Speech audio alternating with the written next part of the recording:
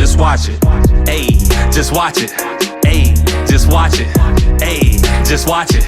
Ayy, or watch me. Yeah, or watch me. Yeah, just watch it. Ayy, or watch me. End up chiming in, and you get paid that way. And stuff, so I could respect that, but I don't need to participate in it. And yeah, so like I don't think that is a good influence. Sure, it works, but just because something works doesn't mean that you should do it. Yep, that's a fact.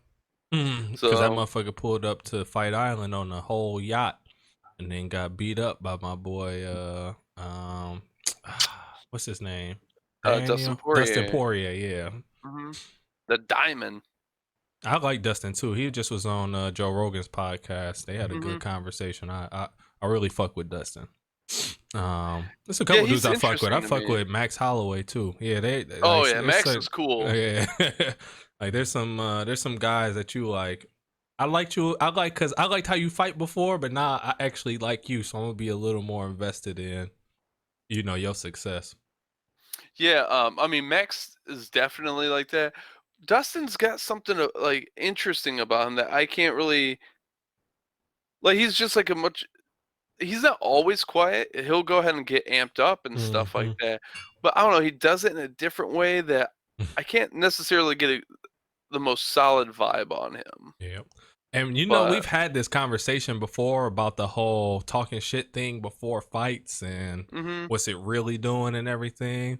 And Joe asked him, like, he was like, Conor didn't talk no shit to you before this fight. He was like, how did that affect you? And Dustin was like, bro, it helped so much. Like, he probably should have talked some shit to me, dog. Yeah. He said that shit. Like, him not talking shit to me really kept my mind focused on the fight and didn't have me jittery or nothing. I just went in there and fought.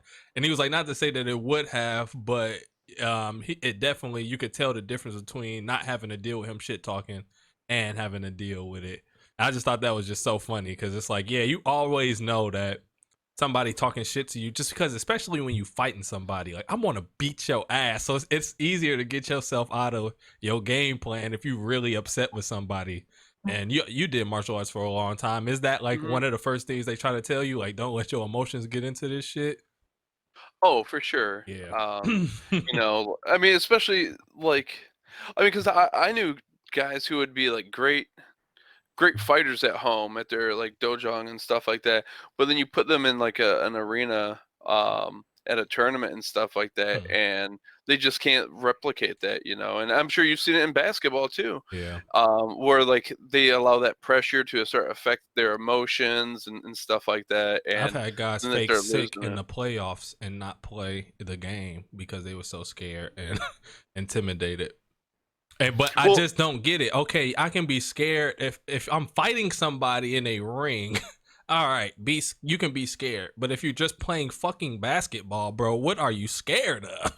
And you ain't about to die. You're not about to get punched in the face. You just hooping. But nervousness is one thing. But I don't know. I feel you though. But bro, yes, it happens. You bro. Take that shot. Yes, like I know. You're in front of all those people. Yep. You're in front of all those people, and you take that shot, and it should be a gimme. And it's an air ball. That's a punch in the face. Yes, sir. Yes, sir. But that's, go ahead and intro, and then we'll go back to for sure. This is the No Consensus Podcast, my baby. What's up, boys? Cheers one time to the NoConPod. Live everywhere. Brand new YouTube site. NoConPod. Twitter popping. Instagram popping. We live everywhere. I'm your host, Mike Jack, sipping on the motherfucking Tullamore Dew.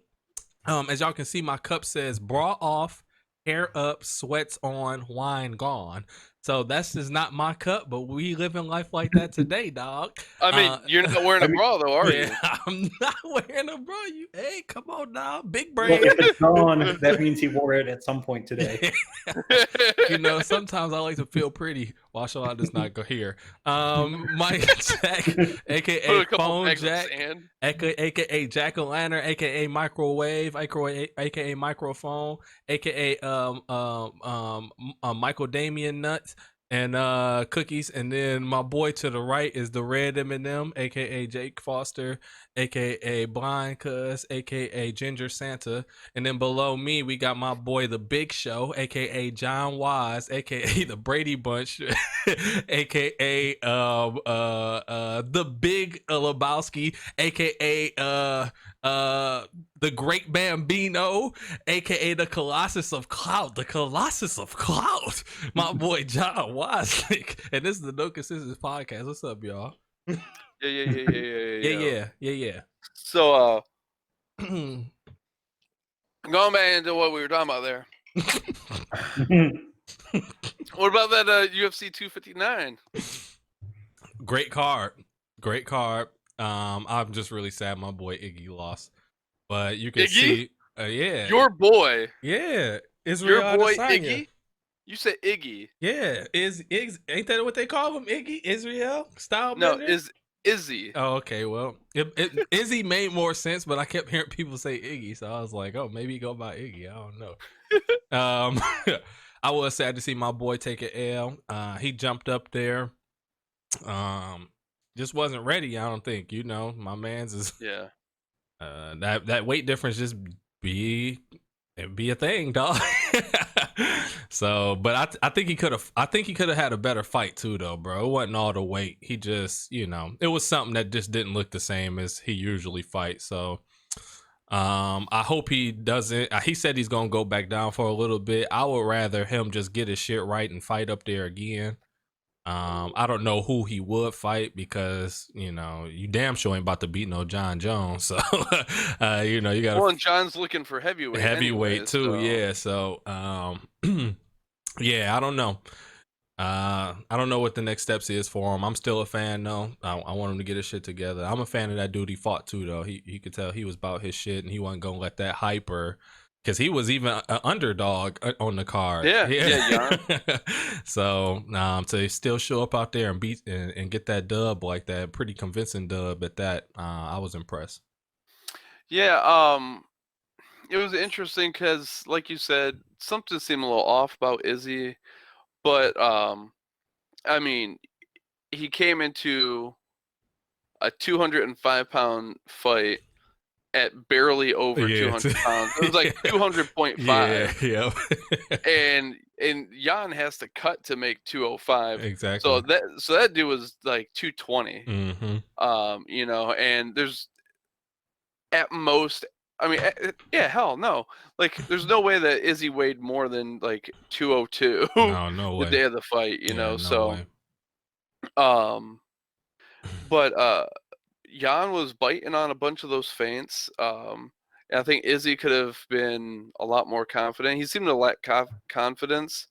But you only need to get hit by Jan once to, But seeing how just dominant Jan was on the ground, I'm really shocked he didn't go to it earlier in the fight. Yeah, me too. And Izzy had no chance on the ground. Yeah, when he first got out of it though, I was like, all right, that was some good defense. But he had his ass on the ground for like 3 minutes, and when he got him down there, I was like, oh man, this might be something. This might be a wrap.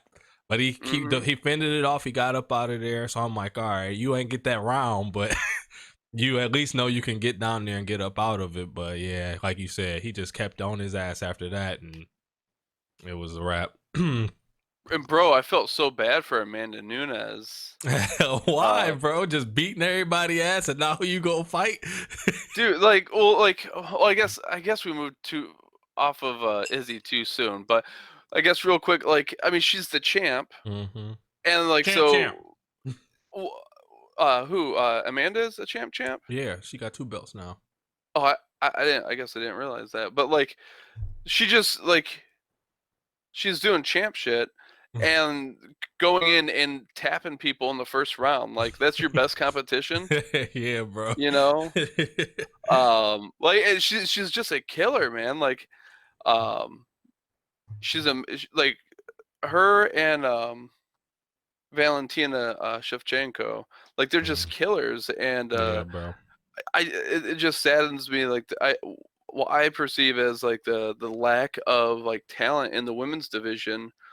To really go ahead and allow them to shine like they deserve. Yeah, and Joe asked her like, "What's next?" And she was like, "Dog, I don't know. I'm beating everybody ass. Like, you tell me, Joe, what I'm supposed to do." And I'm looking it up now. It says the chick that she fought, Megan Anderson, got let go by the UFC after that fight too. Well, so you my beat a understanding bitch out of her contract. God damn.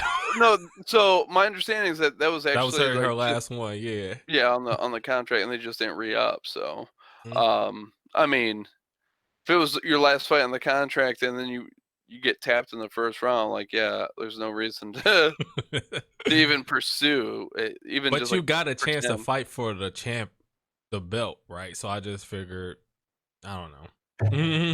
I mean, I wonder if like a title fight is could be part of that contract, you know? So it's like, okay, well, we have to give her a title fight, and we got one fight left, so. Yeah.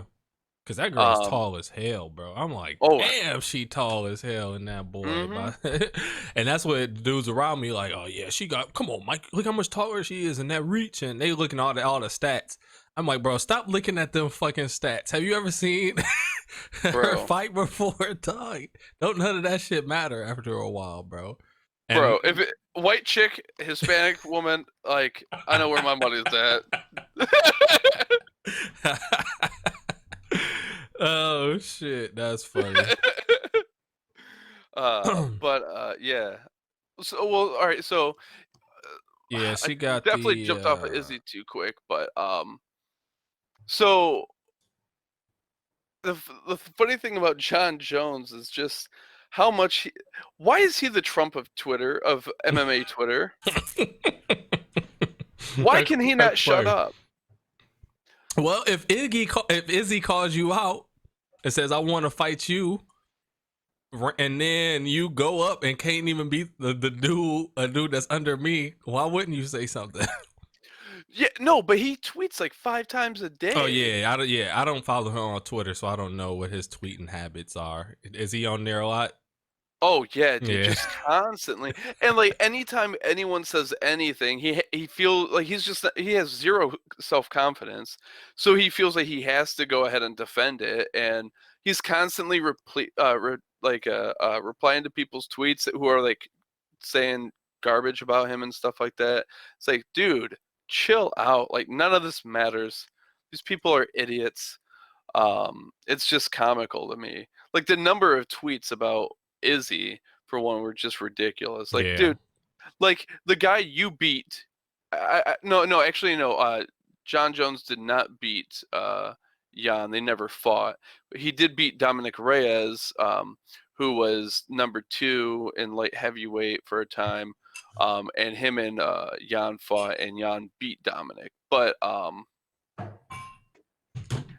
yeah, like your scraps, like Izzy couldn't beat your scraps, pretty much, right? Right. So, nah, I didn't know that he was tweeting like that. I don't tend to follow celebrities on anything. I just don't. I don't like. I don't know. I don't get no enjoyment out of seeing what these people are doing in their lives or what they're saying. So I tend to follow more so like say, yeah, I like Izzy, but I don't really care. So I'll follow like UFC, and UFC will like post who's fighting and what's going on with them. That's the type of stuff I'd rather see. I don't follow like artists I like. I'll just follow like the blogs, like hip hop, hot new hip hop or something, and see what the news is from them. I just don't. I don't know. I don't follow. I don't know why I don't. I just don't really get enjoyment out of that like other people do. Yeah, it depends on who it is. I don't know. I honestly don't know why, but I do follow John Jones, though I never see his tweets in my feed. Yeah. But like I do follow Habib because like that's my dude, Yeah, I can't. What type of shit is he posting, bro? I feel like Habib got the lamest Twitter, Instagram feed on earth. It's just wholesome stuff. Okay, is it like motivational shit or?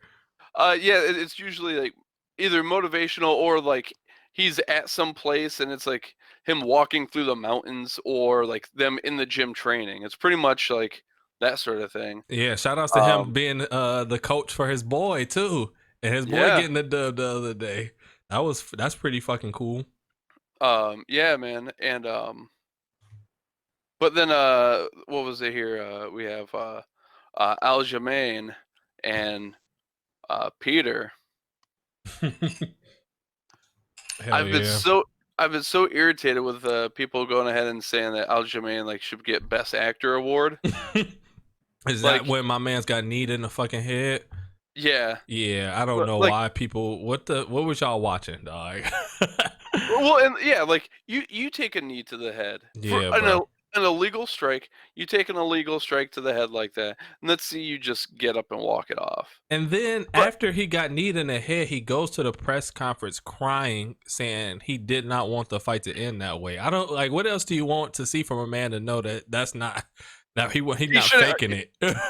He shouldn't have gotten the belt. I don't know how that goes, but I feel you. If you get, I don't know. Why not? Explain it.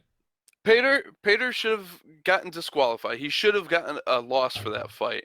Mm-hmm. He should have lost his title because you lost. Mm-hmm. But the other guy did not beat him. Okay. He beat himself. So the other guy does not deserve the belt, in my opinion, especially since he was down on the cards even. Okay, so that's where I was about to go with it. That's where I was about to go with it, because what if it's reverse and I'm winning and then a dude does something to get disqualified?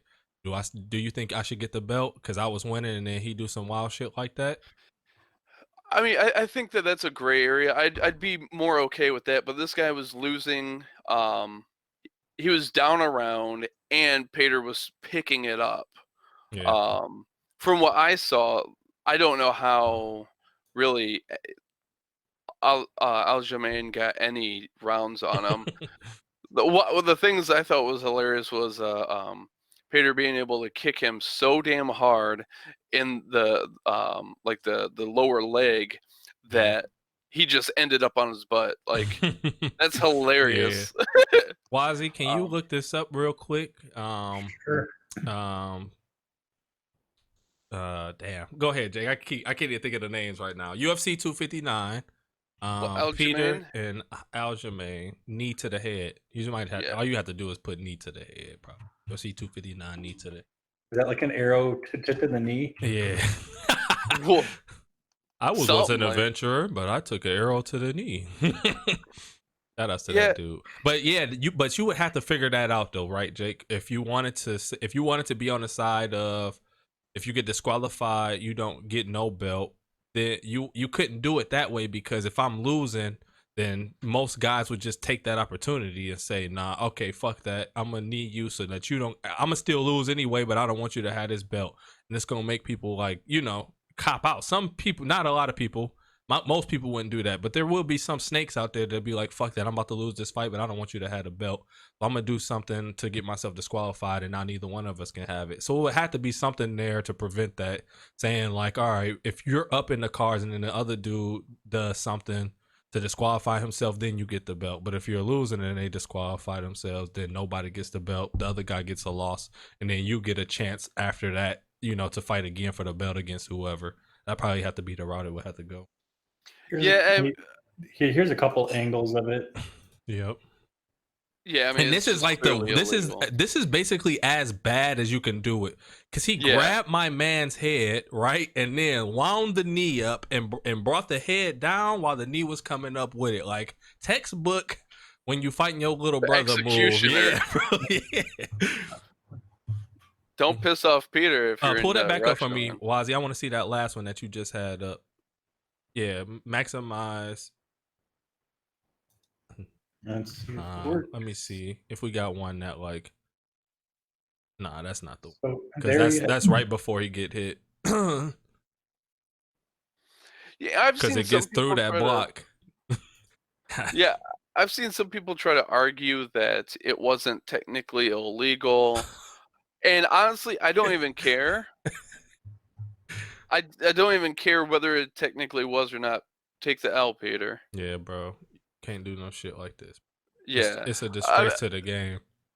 I mean, and I'm even upset that they gave. I don't like Aljamain's like how much he's been running his mouth since, like on Twitter and stuff like that. But like. Damn, you follow him too, bro? I gotta figure this out. No, like so I watch the fight, and it's like, okay, I see all the memes coming through. I'm like, all right, he's definitely got to be saying something on Twitter. So I don't follow him, but I'll go to his Twitter and check it out and be, oh, okay, I see what's going on here. I have the video up. Yeah, bro. That's nasty. Boom! So he isn't pushing his head down, he's just holding it still. Yeah. And so it's just so because he pushes it down beforehand, and then he just holds it where it's at and gives it a good old fashioned punt. That backyard football knee punt. Now, what's his face? Demetrius Johnson. He came out saying that knees on a downed opponent shouldn't be illegal, and he goes ahead and justifies it, saying that Aljamain was basically stalling the fight. By being in that position and stuff like that. What am I supposed to do? No, you're a UFC fighter, bro. I can't tell you what you're supposed to do. Yeah, because there's got to be something to do for a dude that's kneeling. I don't know what to tell you, dog. There's got to be some moves, or if a dude's knee is on the floor like that, make the judge got to back up. The judge gonna start counting or something. I don't know what the rules is. Let me tell you this. No, you should not. I don't give a fuck if there is what should I do? You shouldn't. I'm gonna tell you what you shouldn't do. Knee a motherfucker in the head, because besides the fact that if it's we can even take it past the fact if it's against the rules or not, Jake. Just morally, as a good person, do you want to knee somebody in a fucking temple? No. We can't bring that into UFC, because then everything goes out the window. Okay. MMA doesn't happen if we're talking about being a good decent person. There are certain moves that are meant to be used.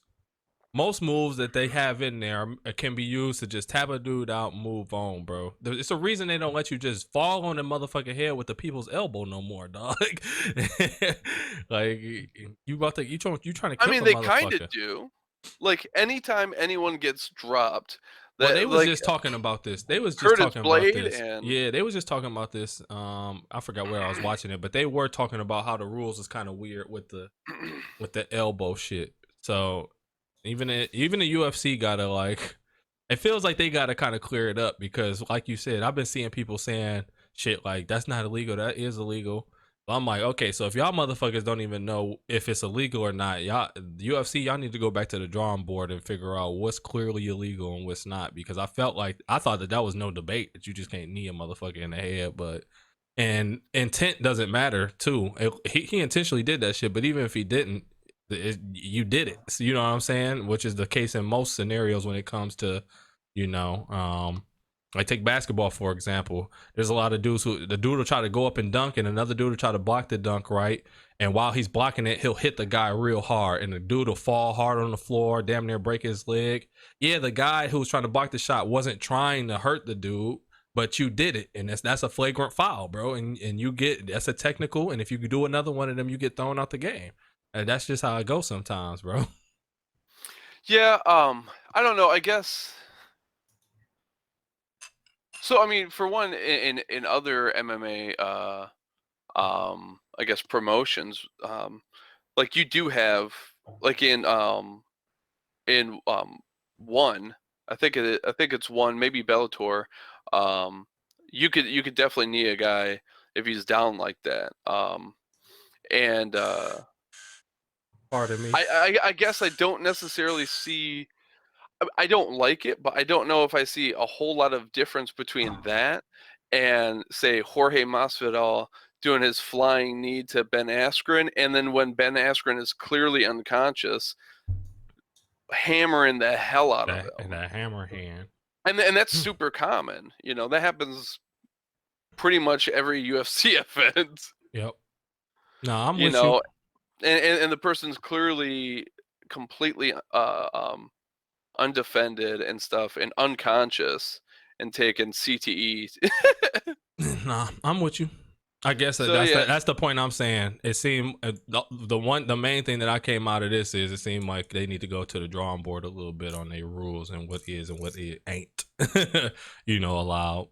And then y'all can argue about it from there, but y'all gotta have some solid shit on the floor, and then that's the great thing about life, bro. You make something, and then when people, you adjust it as time goes by. So yeah, I mean, and just to reiterate, like I'm completely okay with Pater getting a loss. Even besides the rules, like I don't like a down knee personally. yeah. I'm okay with him losing and losing the belt. And I don't think that Aljamain was necessarily hamming it up or anything. I don't think he should have been put in the situation where he had to decide whether he wanted to go on or not. I think it should have just been stopped by the referee right then and there. But like I don't think that he deserves the title. Yep, I feel that. Make it vacant. Let him fight for it again. Either they rematch or Aljamain gets to fight the next guy on the ladder, Yeah, But I'm with you. Hey, Wazzy, did you happen to look into the whole selling tweets thing? Not really, because I don't care. I like the idea. Can you of talk it. about Jack Dorsey selling the first tweet ever? Nah, I didn't know that he sold. Well, the yeah, first he tweet was, ever. and it auctioned for what, like close to like he 80 million or sold. something. Wait, who had the first tweet ever? Was it him? Did he make the first But tweet ever? he sold the first NFT tweet, or he was auctioning off. It was an NFT of the first tweet. Okay, that's what I thought. Oh, was it? Was it his tweet though, or was it? Yeah. Oh, okay. I'm about to say you can sell other people's tweets. Okay. Okay. And how much did it go for? Let me look it up. So, can you even just pull up a light article real quick so I can see what's going on? Because I did not get a chance to kind of look into this. Because I got a couple things that might sell a little bit, dog. So I wouldn't mind putting one or two things up. But yeah, I don't really. Jake, you saw it first, so can you kind of break it down? What is first off? What is NFT? Non-fungible token. Yeah. Okay. And so that's like a whole category. Sorry, go ahead. Highest bid. You said what? 2.5 million. That's stupid. That is for some asshole's tweet. Right. That's crazy. Okay, so non-fungible tokens. This doesn't just apply to Twitter though. There are other types of NFTs out here. Oh yeah, you could tokenize pretty much anything. Okay. So you could tokenize your house if you wanted to take I mean, crypto's already kind of that to a certain extent. Yeah. So is there like a specific site that people are selling these tweets on, or? Well, I mean, I don't think anyone else is selling a tweet. I don't think anyone can sell a tweet. I mean, okay, so sorry, go ahaid. Have you? I've been seeing people on Twitter, like Krayshawn. She's a rapper / artist. She said, "I just minted my first." Okay, so maybe it's not Twitter. I don't know what this is. Yeah, no, I mean you could pretty much mint and tokenize just about anything. Anything, okay. I think Grimes just did that with some of her artwork. Zora Internet Renaissance, the NFT protocol. So there's something called Zora that she did this on. Okay. So maybe she tokenized something else and then posted it to Twitter that she tokenized something. So, but I mean, you could tokenize an album and sell it, on the blockchain like that, Mike. Yeah, I guess I just don't understand it because if I tokenize an album, I can only could multiple people buy that token, or is it just one version of that somebody would have, or what's the deal with that? Yeah, using for example, I've been watching videos on this a little bit, and a lot of I don't know. I'm sure that there's other competitors, but all the stuff I was seeing was about a site called Rarible, where you can upload MP3s, JPEGs, what have you, and it will go ahead and tokenize it. And you can decide, is this going to be a single thing?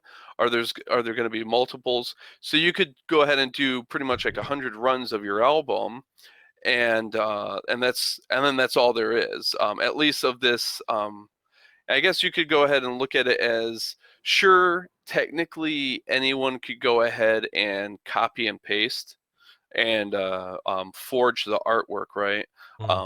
But with it being tokenized, like there's a hash which serves as a like a certificate of authenticity, so you know that this is the real deal.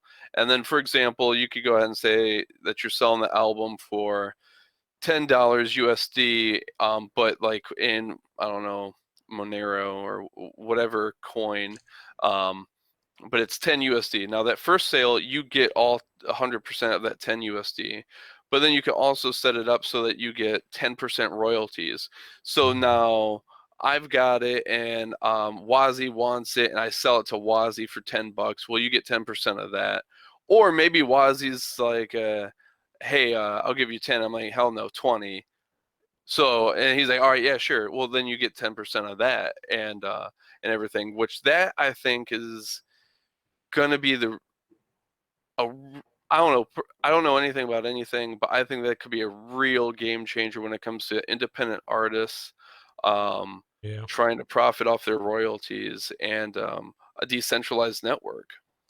Yeah, I would love to see what happened with a mainstream artist that does something like that. One issue with like music is you then need a new player though, because you need something to be able to recognize that token. I thought you said you uploaded it as an MP3 though. Well, yeah, but if it's an MP3, I mean, it doesn't stop anybody from. Right, now I have the MP3 and I can just go ahead and send that through Messenger to you guys, and now you guys all have it. But I am the only one who contains like the one with the certificate of authenticity. What that, right? Yeah, and what that kind of does, because no two NFTs are the same. I'm reading through a thing right now. One of the benefits is that you can track back to where it split off or what version. So like, let's say you release an album and you know exactly what NFT or what token is associated with that. If it's all over back in the day, LimeWire and all those kind of things, you can look at the token. And I don't know if names and shit like that are shown, but in theory, you could find out who leaked it or who spread it if they weren't careful and didn't remove that first. But okay. Wazi, I didn't think about that. Having like creating a player that recognizes that data and like validates it. Otherwise, it doesn't play it. MP3 already has a section in the, can't remember if it's the header or the footer, but there is like a metadata section where you can put, it'd be perfect for a token. They have like cover art and stuff like that already. Yeah. Well, I mean, I perhaps you could make it compatible with like current DRM tech. So like Apple DRM works because it plays through their player. I don't think you can just get a DRM'd AAC file and play it through any player. Okay. And that kind of goes back to it. Anything with DRM, the thing playing it needs to handle that DRM. And my guess is any artwork that comes out isn't just going to be the standard JPEG or standard MP3. It'll be, you know, a .NFT or something like that. But I have no idea, as I'm just reading through it right now. So where does this take us to the future, man? Because now we got, I don't know, it just seems like there's so many things coming out digitally that are going to hold value, kind of take over currency that, I don't know, is this the start of the end of paper money? Or are we always going to have this around, you think? And not, this is just another income. There'd be a much higher chance of a standardized personal value thing that was attached to you. NFT isn't even close to the right technology for that. Yeah, I'm just saying, not even just NFT, but don't you just see this trend that's happening?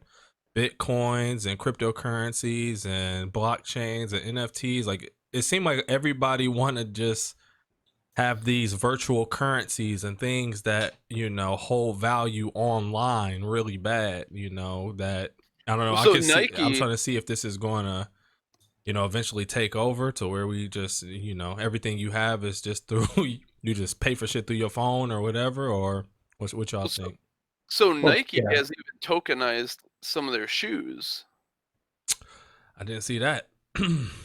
Yeah, which if I remember correctly, essentially like you buy like or no, maybe it was in their patent. But essentially that you it seems to indicate that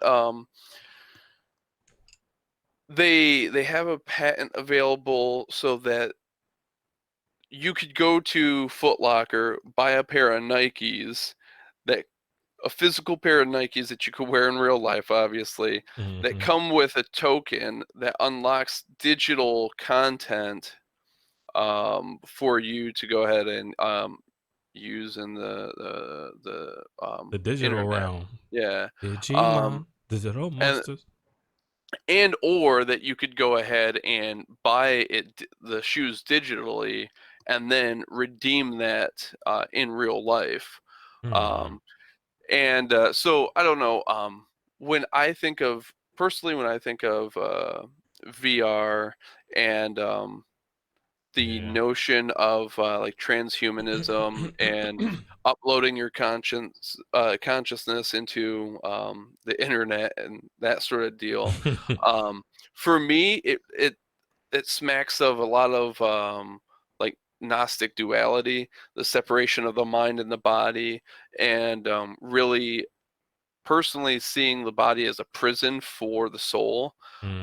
So you're going ahead and freeing yourself of that prison and uploading it because that's what's really me. This isn't me at all. That's what's me. And so I see all of these things as essentially creating a groundwork for that future universe.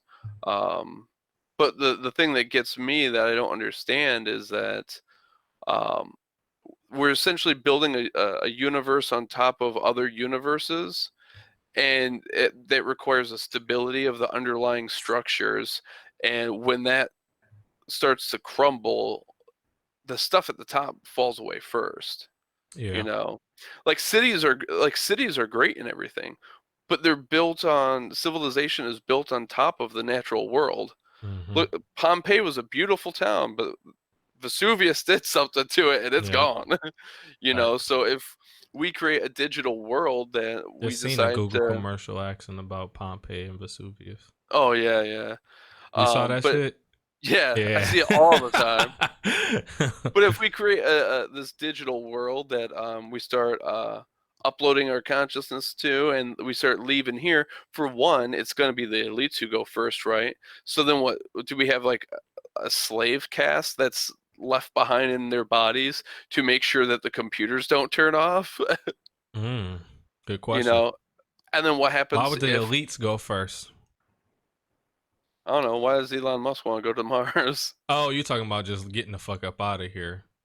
Well, I mean, not just that, but I mean, you're gonna have to have the resources to be the trailblazer, right? Yeah. Okay. So that's I know my what you're saying. I thought at first when you said, I thought you meant they were gonna be the first to die or something.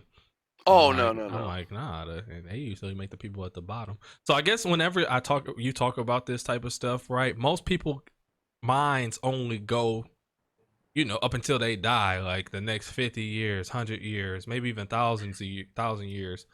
But I just be thinking about, I'm not thinking about that, dog.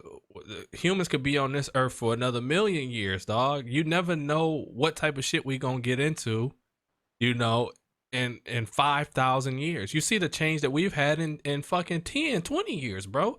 The internet came along, bro, and it's different. It's like different. So you'll never know like what's gonna change and how shit's gonna be, you know, in time that's in that much time passes, dog. So when I bring up this stuff, I don't know. It seems like a lot of people can't even think outside that box, but You know, you just don't know. Like what you said, bro. We about to be in that Matrix shit where motherfuckers is in pods getting woken up in the gunk, like, and then are they going to look back on the Matrix and be like, "Damn, that movie was ahead of its time," like, you know, idiocracy, man. Yeah, bro. And think about, I don't know. I think about all type of shit like that. Like, what is America gonna be? Are we still gonna have America? Is it gonna be taken over? Because right now it feels like every place on Earth is just kind of, everybody got a spot on Earth, right? And we all just chilling here, except for Antarctica. Excuse me. You know, everybody got a spot. You know, but it's clearly volatile. It's clearly one thing can happen. And it really feels like that now, to where somebody can start something and somebody can take over some shit. So, and it feel like we over here, we it's just us, Canada and Mexico, just over here in North America chilling. But like, is it gonna be like that forever? Is Mexico gonna get their shit together and beat our ass one day? Is Canada gonna start being nice and say, "Fuck you niggas, I want your area"? Like, who knows, bro? Or are we gonna end up really becoming the bad guys, trying to take over both of them, and now the whole world is against us, like we tried to be against Germany? Like, I hate to break it to you, but we're already those bad guys. Yeah, I know, but I'm saying, but we don't even look. I don't know how to explain. We got an entire southern continent of slaves. Yeah. Yeah, bro, I feel that. But we don't, I don't know, Americans don't see themselves as bad guys, but there were people in Germany that was like, we some bullshit. I guess there's people here that see us like that too. I don't know, it just feel different than that. So I don't know, you never know what's gonna happen, bro, and that's just the tip of the iceberg. But I don't know, I can see us eventually, I don't know, this stuff don't make sense. Because Wazzy, do you what's it called? As far as like we was talking about blockchain last week, was crypto the only thing that you dipped in, or did you get your feet wet into any of that other stuff too? Like any of this type of NFT shit or digital trading? Well, NFTs are part of the Ethereum blockchain technology. I was just reading up on it. So basically, NFTs are part of. Oh, okay. They're built on the Ethereum blockchain. Mm-hmm. So instead of trading coins, you're trading art. Mm-hmm. Not really. I mean, I like the idea of crypto, and I'm 100% behind a single world wallet type of thing. Yeah. I mean, I'll flesh that out. What do you mean? So, like companies like even Newegg started accepting Bitcoin like 10 or 15 years ago, if I remember correctly. No, like 5 or 10. And using a single currency that could be used anywhere, instead of having to either buy it with a credit card or transfer money to a bank that then gets transferred to a brokerage, and then you do that. If I just have my token is my wallet, I always have, if I have my phone or if I have a card, I always have my entire currency with me, and you're trading common currencies. So it does, like if I went down to Mexico, I could use the exact same currency because it's a and currency not have to worry trade. About the right, and faster transactions. Rates. Yeah. Well, like, you could get kind of biblical with that shit too. Go ahead, Jake, and I'll tell you what I mean. Well, I mean, like I get that, and I figured that's where you were going. The difficulty I see, and like I don't understand, I guess, is that there's just so many cryptocurrencies. Like, would we all have to settle on like, all right, sorry, Ethereum, but it's Bitcoin, or would it be like some vendors use this, some vendors use that? Like, I don't actually see it necessarily resolving that. So it is going to take a major player. It's going to take Visa or American Express or somebody to come out with their own crypto. But then once that crypto is accepted most places commonly, then it can actually hit a threshold and be gone. Yeah, like Japan forever has always been a cash-based society. Everybody will always carry $200 to $300 of cash on them. Good but to there's know. Yeah, when you're in Japan, so have fun flying there right now. But they're slowly moving over because subways were moved over to it's basically like a bridge card type thing where it's a card that you just load money on, and then that card is now getting accepted at convenience stores in some places. So it's gonna take something like that to be the single currency, and then you just kind of expand outwards from there. There's going to be a lot of dual currencies all over the world. I mean, even Europe has the euro, and some countries have their own currency at the same time, and you're still going to have that overlap. But yeah, it's going to take initiative, and I think it's also going to have to be a less volatile market. It can't be something like Bitcoin that can literally drop in 50% in a week. Yeah. I mean, so what was it here? One of my concerns, I don't remember right now. But like so one of my concerns is, will it like, I don't know if I trust that it will necessarily be the best crypto. Like from the reading I've been doing, like some are much better when it comes to like finances and that sort of thing. Like the transactions are much quicker, lower fees, and that sort of thing. So like one thing that worries me is, like, is it going to be the popular girl at school who gets invited to prom, or like the one who actually should? Right. And then in addition to that, though, like I'm still uncertain. Like I think bringing up the euro is a great example. For example, like Hungarians, like they don't trust the euro. They don't I was trust, about to say something along those lines too. because now you're going ahead and you're giving a foreign central bank essentially authority over your economy and stuff like that. And they're just not super comfortable, so they still got the forint and all that jazz. And then, so Yeah, I'm you're sure that just there's gonna gonna be have to some. deal with people's paranoia with a lot of this shit. Because Yeah, there's even gonna if you be. take it out of that, there's people still paranoid about the internet. Like Yeah. we all gonna use Bitcoin. Didn't you just see Walmart got hacked last week? Like, what if they get into there and take all the money? Like, there's people who be like, I don't know if those people are going to get phased out, like just old motherfuckers, and then new kids who are born and only know the internet will be more accepting of it. But I feel like they're still think going about to be like credit cards. How long credit cards took in the 40s exactly. and 50s? Yeah, Oh, you mean the mark of the beast? and I still know people who keep money in shoe boxes. I don't trust no bank. Fuck a bank. I'm not putting no money in no bank. Keep all their money under their mattress still, bro. Like, get a safe, What? dog. What are Who? you doing, bro? Like, buy you a safe off of Amazon, bro. What you got it in shoe boxes for? Just because of them old rap songs, bro. It's funny how But much that shit influence your ass. like also so I was. I know Mike's got a point, a biblical point. So I don't want to dive into the interplanetary file system yet, but uh one of the point I've been researching that a little bit, and one of the points has been how with centralization you have the opportunity for governments, for example, to censor things, and centralization makes it much more robust and all that jazz.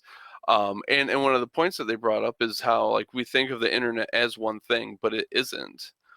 For example, the Chinese experience of the internet is not the same, and there's definite signs of potential splitting into multiple internets that could be taking place in the next 5 to 10 years. Does your So, experience on something make it a different thing, though? what do you mean? I don't know. Like, if I go to the Louvre and you go to the Louvre, and you had a different experience than I did. That don't mean it's not the No. Louvre still. So, Well, no. For example, like China doesn't like the things that Facebook allows, so you don't get Facebook in China. Okay. Well, I guess You that's what know, I'm saying. Like, just you get because Chinese just Facebook. because they cut off some of the internet, don't mean it's a different internet. I mean, I'm not saying it I mean, don't if mean you're in it. your, I'm just asking, does that mean it? well, you're restricted to your own yard and the toys that you have in your yard, and you don't get to go ahead and venture out and explore other toys Yep. in other yards. So Mm-hmm. I mean, I think it's a completely different experience. It's like not even comparable. Okay. No, I just wanted to see what y'all thought on that. I mean, even the internet we know is only a tiny fraction of the actual internet. I mean, most of our stuff is just World Wide Web stuff. It's not anything Dark web. Well, there's that. There's the military subnets and all that kind of stuff. Yeah, well, and then even just on a surface level, there's a language barrier. There's well-known Orthodox Christian like resources that I can't even get to, even though they're on the internet, because I'm not typing my search string in Greek or in Russian. You know, once I translate it and stuff, boom, I get like all these hits. But I also don't read the language, so now I gotta go ahead and translate it back. So, you know, that's pretty funny. I've looked for like obscure things about Hungary, and like I've had to type it in Hungarian, but then all the hits are in Hungarian, so I'm like, all right, well, I can't even read this. So. Bro, I love your dedication to learning about the Hungarian culture, the language, the people. It's truly inspiring, dog. And I know your wife I know your wife appreciates it too. And if she don't, tell her to holler at me, because I put her on, bro. Sometimes these wives gotta be reminded how good they got it. You know what I'm saying? Like I'll just bring y'all out to a date, like a couple's night around a bad couple, so that she could go home later that night and be like, Jake, I love you. I'm glad you don't treat me like that. But no, I really am, because that's just a side note. Your dedication is to be searching for shit on the web in different languages is different. I rock with it. I'm gonna find out what I can find out in English, and that's about it. It ain't in English, I ain't gonna know it. This is America. But keep going with you. Even though I'm about to make. No, I mean, I think that was pretty much it. What was the biblical thing, though? You talking about like the Tower of Babylon? Yeah. Or Tower of Babel, I should say. Yeah. Yep. Yeah, it just seemed like that. It kind of goes along with that experience, right? Like everybody knows a different language now, like, and what comes with that is stuff like this: different currencies, different cultures, different attitudes about things. And if we're getting, I guess if you want to take it there, it's just like maybe God don't want you to have the same currency. And so, and we ain't got to dig deep into that because it's just different. But I just know that it could be a part of it, bro. If, you know, we die and we find out whatever we find out, God's like, yeah, I ain't want y'all to have that, bro. Y'all tripping. Yeah, no, I mean, I think it's what's up, little Jack? You seen him or no? I saw just his arm, but I was like, that's way too low to be show. So, what are you eating, bro? You got some hair there, bro. He got some. Say what's up. No, you gonna be silent? Off though. Yeah, off though. I don't know that, man. I don't know it either, but he got some of that. What's it called? What's the place called? Outback. That bread they give you at Outback. Outback with the butter, it go crazy. But yeah, that boy so handsome. Look at him dancing in the back. Hey. Go ahead, bro. No, I mean, so I think what we see, so obviously, there's multiple levels. Like scripture should definitely be interpreted on. Like, sure, you know, we can look at the Tower of Babel as a historical event, and that's a valid approach and stuff like that. But to just leave it at that is doing them an extreme disservice.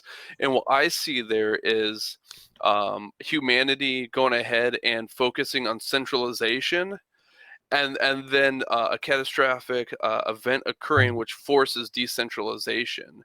Yeah. And I see, especially if we just look at IT history over the past 50 years, we see that ebb and flow. We see a concentration of resources and centralization, and then it gets decentralized. And then it becomes centralized again, and then decentralized.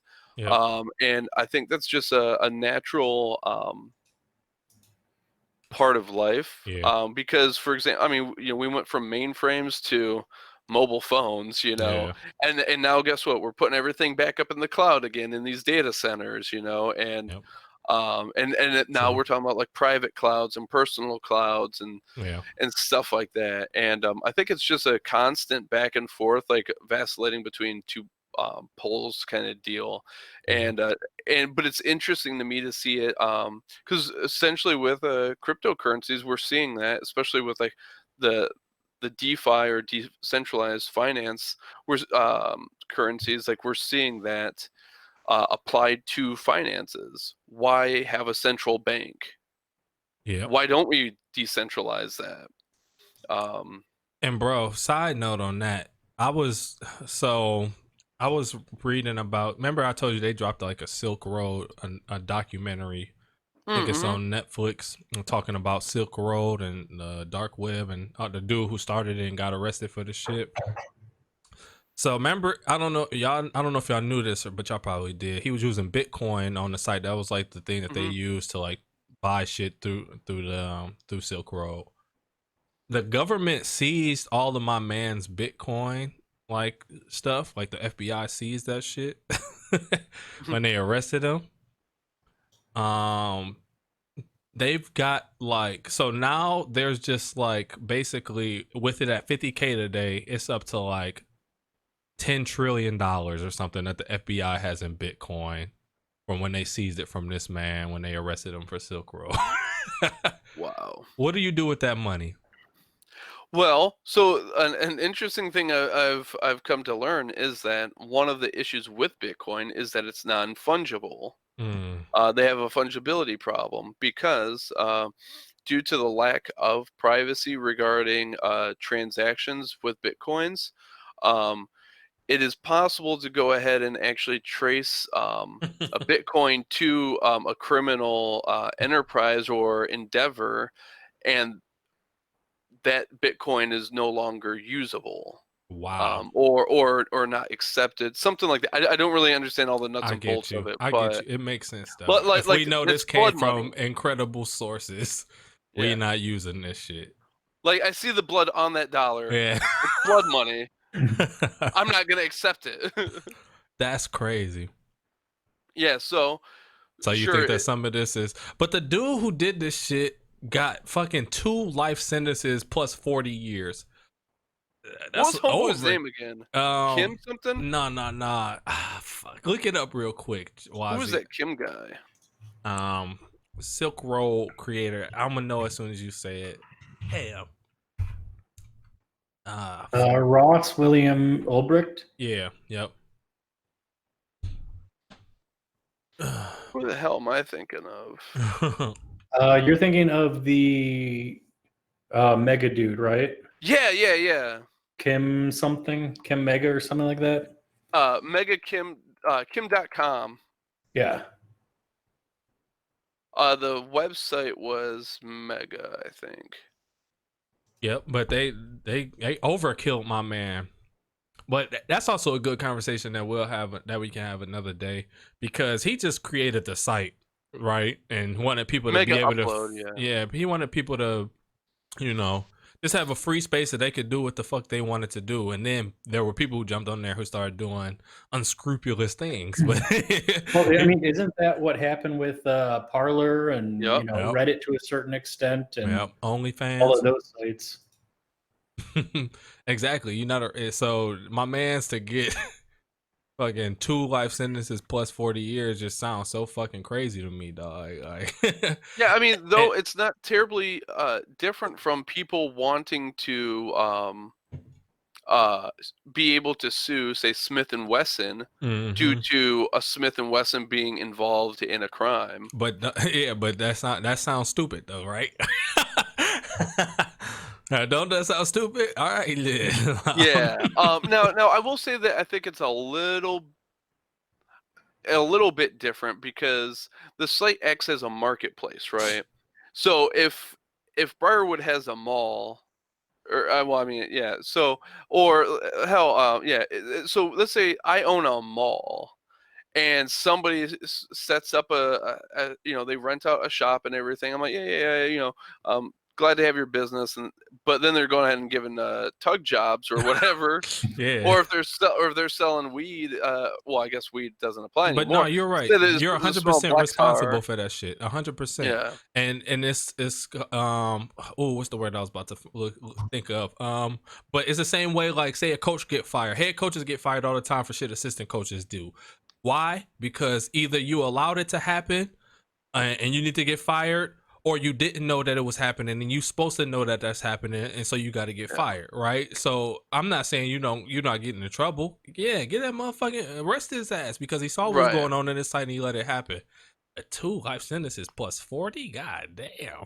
Can't y'all? And a man who come up with something like that, I thought y'all the government. I thought y'all usually snatched them boys up. Like y'all brought the Nazis to NASA. Like I'm sure my man can help y'all out a little bit, dog. God damn. Like, that shit crazy, bro. I just think it's a little overkill. Get his ass for show, but damn.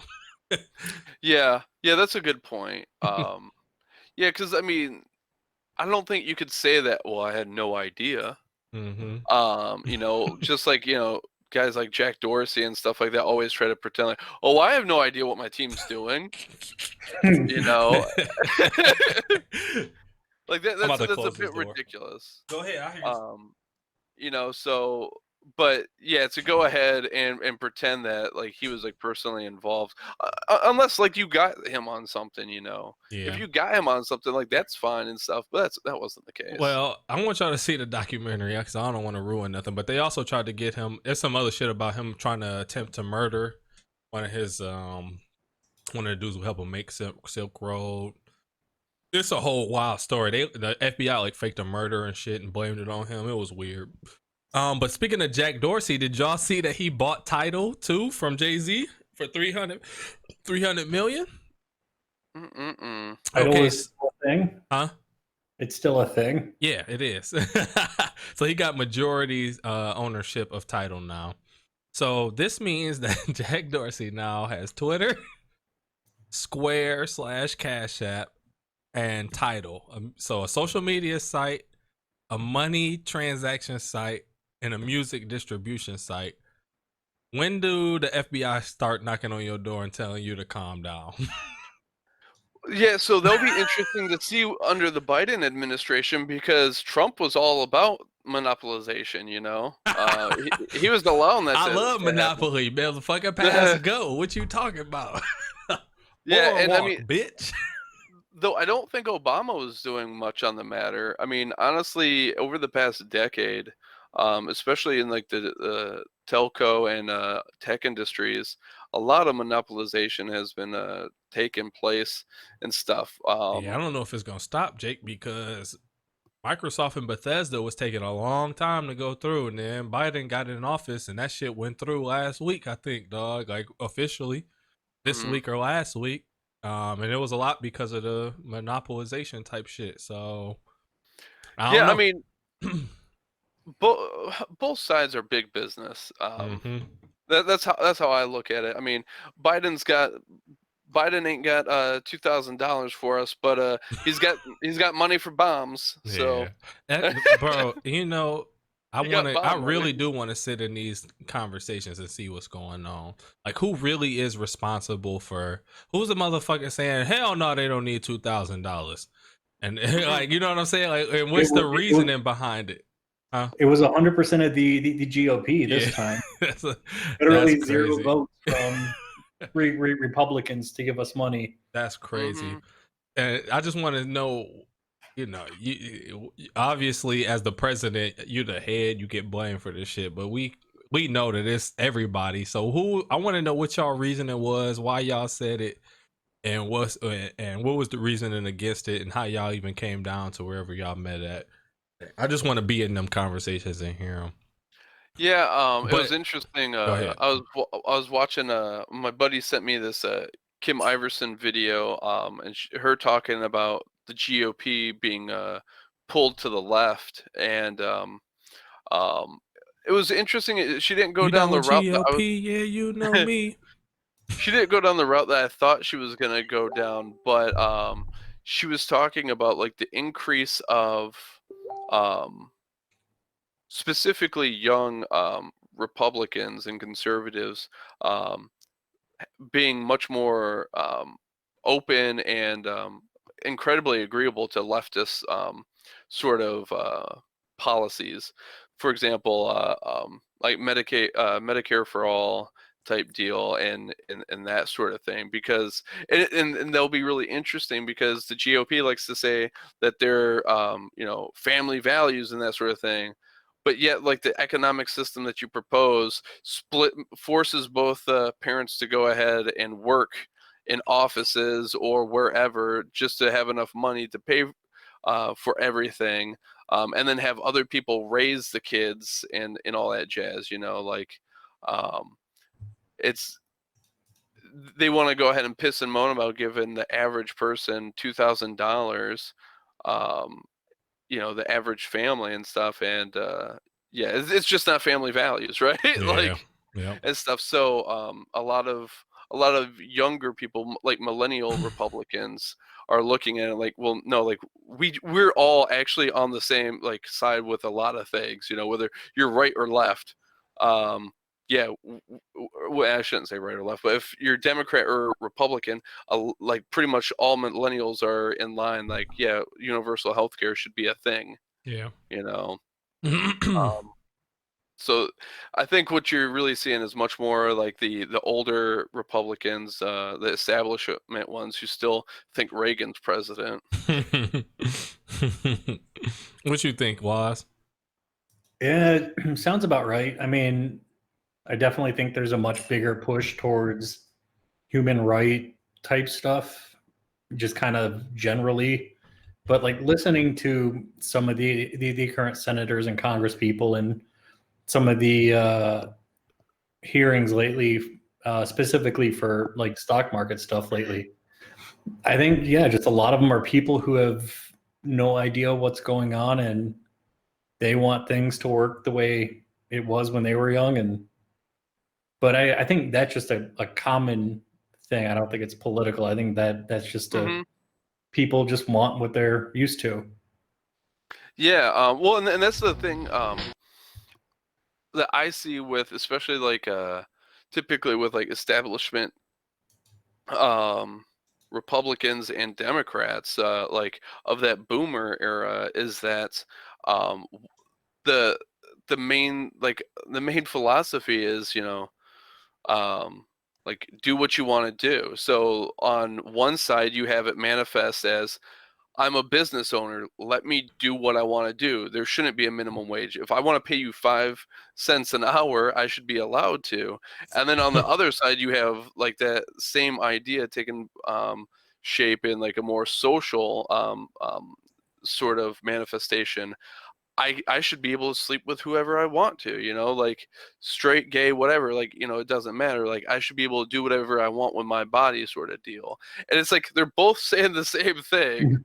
Like, this is mine, I should be able to do what I want with it. But they draw, like one draws a line here and the other draws a line here. And millennials, I think, are going to be a similar sort of force as like political force as boomers had been. And I think we're going to have quite an influence for a while, but it's going to be very different. One other thing that I've also kind of noticed, kind of to go along with that, is the older people tend to want to append changes in laws, whereas the younger people want to look at them and say, hey, should this actually be the rule? Like, I know you technically can, you've amended it 14 times, so now it can only happen on the second Tuesday for 14 minutes, as long as it's a full moon and there's a cat on the balcony. Instead of saying, hey, maybe we should just open a door instead of trying to climb through a window. Yeah, big facts. Yeah. I mean, that's a whole interesting thing. That is interesting. I'd have to flesh it out, like, because like the appending thing is kind of like a blockchain ledger, right? Mm-hmm. We're just appending more transactions on it. But do we prune the tree ever? Right. Well, I mean, isn't that kind of the whole, we still have the right to bear arms and we still have all of the constitutional rights, which again makes sense, but does the right to bear arms mean the same thing that it does in current like now? You know, we aren't fighting bears. We're not waiting on the Native Americans to attack us at any moment. Mm-hmm. So, like when they said that shit, it wasn't no nos in the office. They was like, hell yeah, I gotta have my strap. You know what it's like out here? They was like, you know what it's like outside, bro? Hell yeah, we gotta have our straps. Now in 2021, it's like, what the, you know, depending on where you live. Like, first of all, none of us need, oh, all right, I ain't gonna say that. You got, you want to defend yourself, blah, blah, blah. But it's not the same danger, like Wazzy said, back in the day when they first wrote this shit. Like, you had to worry about humans and them things out there, the bears and shit.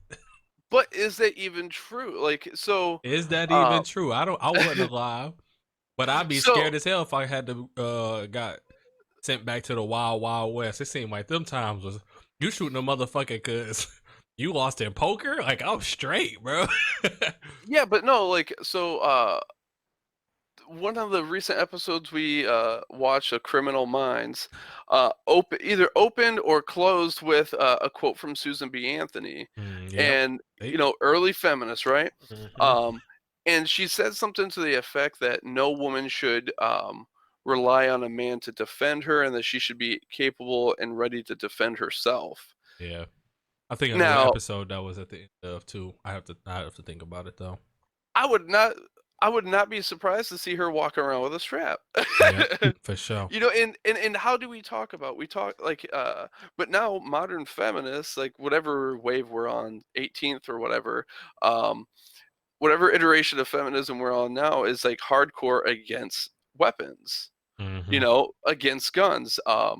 And there's I don't know if it's fair to say the majority, but there's plenty of and I don't know how else to put it, but like of like the Black Lives Matter type, they go ahead and say that there shouldn't be any guns as well. But also the same rhetoric I hear is that we have rape culture, and it's dangerous to be a woman. Do you know Johnny how many Bravo, women are Pepe Le Pew? We talking to you. You know, like what is it, like 1 in 3, 1 in 4 women have been sexually assaulted in their lives and stuff like that. And then we talk about, we're talking about going as far as defunding the police and all that jazz. You can't trust the police, they're actually just a gang, and all that jazz. So if this rhetoric is actually true, then shouldn't black folks be caring? Shouldn't women be caring? Well, that's Killer Mike's. That's Killer Mike's point of view. Killer Mike has that point of view for sure. And like I said, I can't disagree with it fully. You know. Also, we never did get into the defund the police thing. That'll be for, I don't know. We kind of missed that wave, so it might not. We might have to get into that, but I just thought about that. We definitely didn't really get into that, really. We got Biden and Kamala in office, so I'm sure it's going to come around again because they've done such great things in their past. That's a big fact. What's a war crime or two? It's not much. Fuck, man, I can't wait till we get somebody that we could just really rally behind, dog, and somebody that's not 70 fucking years old. Yeah, and that's just one of the things that frustrates me so much is that you're both giving us turds. I'm not gonna pretend to like it. Oh man, but it's crazy. Can you pull up that Judge That Nudge real quick, Wazzy? So remember, I put y'all on a classic, Joey Jihad. Joey Jihad was a dude rapping in the middle of the street, got snuck. That video went viral in the hood and in every hood across America and every suburb shortly thereafter. So here goes another one that started off in the hood, and it was one of the first battle rap fights ever recorded and put on the internet. So okay, pause it real quick. I want you to say this. Remember how I told you if you go up to any black person and say it's obvious I'm hot, it's obvious I'm cold, they will finish the song Any black person you walk up to and say this, oh, you mad because I'm styling on you. They gonna finish it for you, bro. I promise to God. You couldn't have better gear. Chris styling on me. Plus the Cal is on me. So now we go press play and you gonna see the very first battle rap fight. Hey, listen, want to meet the king? I'll show you the guard. I'll show you the haze, then show you the hard, then show you the gun, then show you my squad.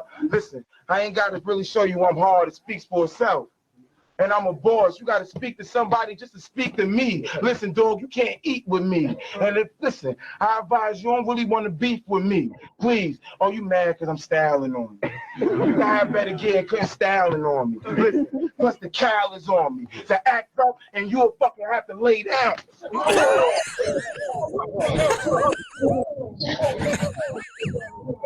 Is that it? Yep, it go on for a minute. So I want to see, because everybody, especially every black person that see this, has broken this video down to a T. There's a lot of subtle shit in here, Jake. So I want to hear your breakdown of what's going on. You can see first of all, these bars is terrible, but he clearly mad. This UI for this video player is absolutely terrible. Yeah, I did daily motion just to, this is testing it out to see if the YouTube will act like a bitch if we use a daily motion video or not. So I want to just look at what's on there too. This tell you how old it is. Look at the watermark on the video. MySpace.com/judge for yourself. All right. Got the audio? Yeah, I muted it while you were talking. I'll show you the guard. I'll show you the haze. Then show you the hard. Then show you the gun. Then show you my squad. Listen, I ain't got to really show you I'm hard. It speaks for itself. I like the lighting. Me too. Wait, if he's looking at him and says, I don't have to say why I'm hard, it speaks for myself, when he's right in front of him. And he's like, you're making me hard? When you put it that way. When you put it that way. Listen, dog, you can't eat with me. And listen, I advise you don't really want to beef with me. You missed it. He already smacked his hands down.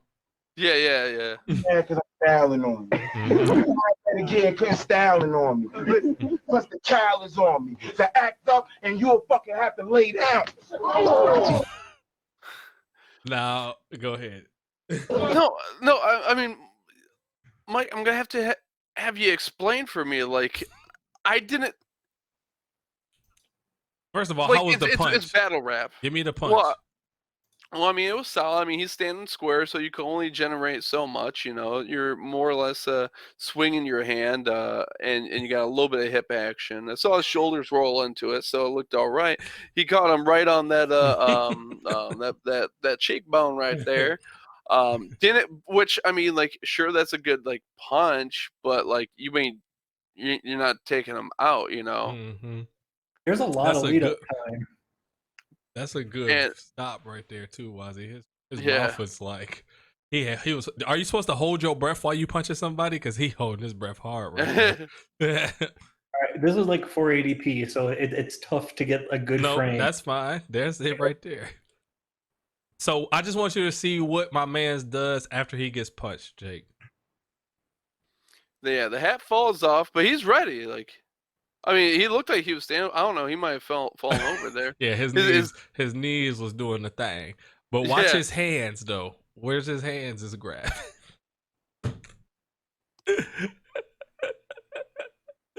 Oh, shit. Oh, no volume again. It's all right. We don't need no volume. Well, I mean, if we're talking, we don't want to talk No, over that's that. fine. That's fine. So, and also the other thing is, what's the one thing that's going to make you fight more than anything else? Your boy's in the back laughing about some shit. Look at him. Yeah. He go for his hip, Jake. Yeah. He not fighting no more. That's what you got to worry about in the battle rap game. You want to fight, they want to do something else now. Yeah, so but he couldn't get it out. So whatever he was reaching for. Go ahead, Jake. What do you think of dudes who get punched in the face and then immediately go for the strap? Oh, I mean, come on now. I mean, but though I guess in his defense, like, I'm literally just saying words at you, and you want to escalate this. So we can escalate this if you want to escalate this. I guess I can see that. You know, a little tit for tat. Why am I pinned like this? Because he was already upset, but then his boys start laughing in the background. Oh, you mad because I'm styling on you? You hear people laughing some shit like that? Oh, I know that made him so mad. Also, he got on sweatpants, I think. How the fuck you got the strap in the sweats? And then look at this man in the back. It's a dude in the back that's just, the white boy is really watching. It's a dude right next to the white boy that's like super fucking interested. Yeah, and happy. Look at that black dude. He's smiling like a motherfucker. He think it's all in it. He looks high as hell. Yeah. right here. Yep. Yeah, that dude. He's like, yeah. He got the fuck up out of there too after he got punched. It's like, oh. Like, where was this? I mean, so for one, there's the lights, but then it also looks like it's probably just some house party. You remember how you said you used to have to do taekwondo tournaments in basketball gyms, no mats? Yeah. That's how battle raps used to be. It was whoever had a basement, whoever had, whoever barbershop will let them be in that motherfucker. Yeah. Sometimes y'all just did it on the street. You battled somebody anywhere, bro. So it's no telling where that was. That could have been like a hood, like banquet hall. You know what I'm saying? That could have been a barbershop. That could have been somebody's basement. They tried to be legit because he knocked over some lights. So, they got some lights set up, some cameras on everything. So they tried to be legit with it. But when that shit came out, all you would hear is motherfuckers walking down the hallway. As soon as you make somebody mad for real, they be like, "Oh, you mad because I'm styling on you." Like, this was a good time in life, dog. Couldn't have better gear, quit styling on. So I got, I don't know. The way I look at it is that you voluntarily entered into a battle rap. You voluntarily entered into an arena where I'm going to say words at you and insult you, and not going to be nice about it. So to then react in such an emotional fashion and escalate it from words to fists, I think is, I mean, for one, silly, but I don't think it's unreasonable as a rule. There are lines, and if you cross the line, okay, well, this is what this is now. But I didn't hear that there. Now, I'm sure that there's plenty that I missed and that I didn't catch and stuff. But what was it that you saw or heard, Mike, that you're like, okay, I understand why dude might be a little upset? No, that guy lost. Period, point blank. He wasn't upset. Like I said, the bars is trash. He's not upset because of what the dude is saying. He's upset because he's losing this battle. And this is back in the day. So let me tell y'all, nowadays battle raps are very organized. You get 2 minutes. The next dude get 2 minutes. That's the first round. We do 3 rounds. Each dude get 2 minutes. Maybe the third round we both get 3 minutes or something like that. And then that's the end of the battle. Back then, it was just you rap until you done, I rap until I'm done, and then we don't know who won. There wasn't no judging. It was just what the street said. And you killed his ass, he killed his ass. It's always a debatable unless you really killed somebody and the other person was fucking up. It wasn't no structure to battle rap. It was just 2 dudes rapping. Then you threw it on YouTube, and then you let the comments decide, basically. E-Bombs World. Yeah, so this is what happened. The first dude raps for 20 minutes or whatever, 10 minutes. The second dude start rapping, and he say a couple lines before this that's decent, and the other dude don't say nothing decent, so he gets some reactions. And then you see the reaction again, because he kind of getting close to him, and he was getting close to him a little bit before that. And then he smacked his hand away. Then you say something that get niggas giggling in the background, and now you really mad. And then you get close to him again, and it's a dude who don't know how to handle losing, so he throwing the hands. And if I can get you to the point where you fighting me over words, like you said, Jake, I won. I won. Period, point blank, dog. I got you out of your element. I made you react to the things that I said. I won this battle. So yeah, and especially now, you throw hands in battle rap now, you probably suspended. They won't you know, you probably not expelled, but you probably kicked off because they have like different leagues and shit. Leagues not gonna hire you because you starting fights in this shit that's like, you know, $1 million worth of stuff, dog. we Right. getting booked in big venues. We got a lot of people coming in. You starting fights, you never know what's gonna happen. You ruining the show for everybody. I can't have you back up here because you ruining the product. It don't fly no more. I'm gonna show y'all somebody. I'm gonna show y'all next week though, a man who is known for fighting in battle raps and still get booked though. But yes, Jake, that's a man who is just upset because he was losing and threw hands. And in my opinion, as soon as you throw hands, you lose. And of my opinion, in battle rap, there is no out of bounds, dog. There's not. But it's the same thing that we say about last week, how like how we was talking about Meek Mill had the Kobe line, or some comedians will have lines about stuff. There's no out of bounds, but if you say it too soon and it's not good enough, then it's out of bounds, dog. But if you got something that's super fire, there's no such thing as out of bounds. And that's how battle rap always been, dog. Say what you gonna say. Say what you gonna say. If the other dude jump out of character, that's his loss. And that's the point. That's almost the point of it, guys. I'm not gonna lie to you. The point almost is to piss the other guy off so bad that they react to it, dog. So well, I think there's something underlying that's a really good point, and that's, you kind of sort of really can do whatever you want to do, but you gotta but not just anyone can. Yeah. I can't go ahead and walk around and say and do and dress the way Prince did. Yeah. I'm not Prince. Like, yep. you have to have like a certain, essentially, like, social capital to be able to act and behave in certain sort of ways, you know, like, so you can go ahead and say these jokes. They're off color and a bit too soon. Yep. You could go ahead and say these you know, lyrics and all that jazz, but it has to be executed in such a precise manner that it can't be questioned. And let me reiterate too, this is just my opinion. This is actually a pretty big debate in battle rap. Is there a such thing as going too far?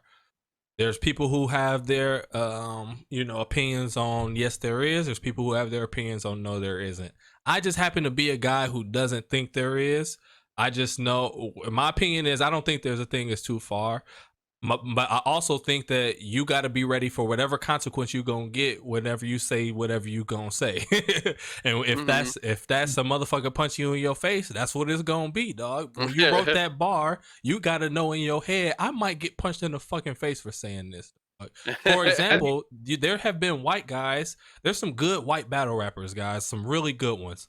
There have been white guys who have not said the N-word, but they'll lead up a bar and then have a black friend come out and say nigga for them in the bar, and it's gotten over most of the time. But one day there's going to be a white guy who just drops that shit. And I'm going to tell you now, it better be fire, because you might not make it out that venue alive. And I'm not talking B-Rabbit style where they throw you in a dumpster and you get to walk away and go home. No, you're going to die, bro. or at least be a paraplegic. They're stomping in spines out there, dog.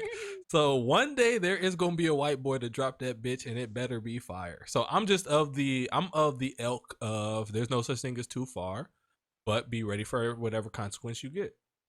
That's as simple as it is for me. And I don't think my man's right there was ready, because he was defenseless when that right hook came. Oh yeah, he wasn't ready for that. So tell me something, Jake. When a right hook comes, what do you do? You got your left hand up to block it, and then what are you doing to counter it? I mean, we always thought the best block is to not be there. You know, so especially like a hook, right? So yeah, it's not a straightforward attack. It's coming around the side, just like a round kick. So the force isn't actually coming towards you. Yep. So definitely the best thing, in my opinion, would be pulling the head back. Okay. You know, to not be there. Like, second best, instead of pulling your head back, would be like to go ahead and going like in the same direction as it to minimize, if it does connect, to minimize the force it has. Wow. But I would never in my head say throw my head into that punch. no. If it's coming this way, going this way. Oh, okay.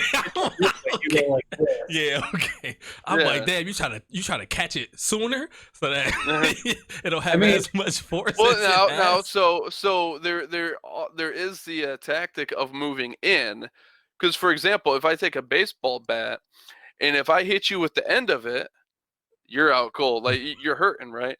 But if when I swing it, if you get hit with right by the hand, like okay, whatever, you know. So the further out from the force of the power or the source of the power, there's going to be much more force and stuff. So yeah, you could definitely move in, but then you got to be ready to like, you know, do something from there. I just want to see that in an anime where a dude throw a right hook and the guy just throws his hand into the hook and says, "Oh, you thought I was going to dodge away from it?" And just moving for a kiss. Yeah, that's such some anime shit. You just knock their hand away with their head, and like you said, kiss them and then punch them in the gut or something. but like, I mean, so I think the focus should always be on moving away out of the strike, but instead of just standing there and throwing up a hand to block. But I would definitely be also throwing my hand up as a block as well, because you know, hedge your bets, right? Facts. Before we jump into music, bro, you said you wanted to talk about boxer briefs and you did some research, so can you break it down for me?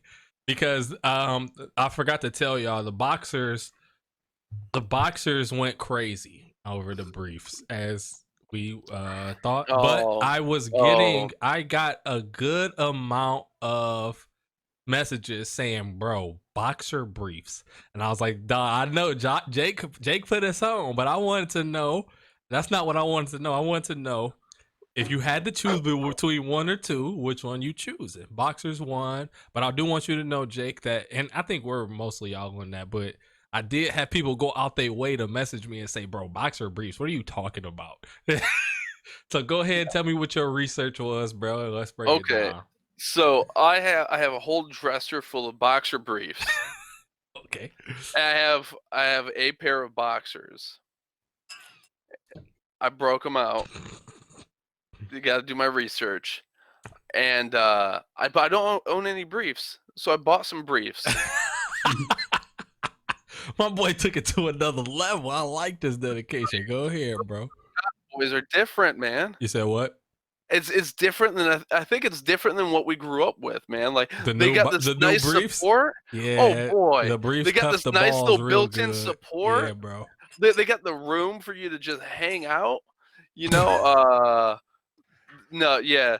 If you're going ahead and saying boxers over briefs, then you ain't on this current gen of briefs. Okay, so we gotta upgrade give them a try. We gotta upgrade to next year briefs. So hold on, did they look like the briefs that I put in my picture though? Because the briefs that I had was like longish almost, bro. I mean, I don't remember the picture, but I can't imagine that they weren't. Hold on. I mean, were your booty cheeks out or not, bro? That's all you gotta know. I mean, it depends on how much booty you got. I'm talking about your booty, bro. Was your booty out or not? Hey, that's not fair, man. Like, I got the white booty, like that Hank Hill booty. I could be wearing a G-string and my booty's still not out.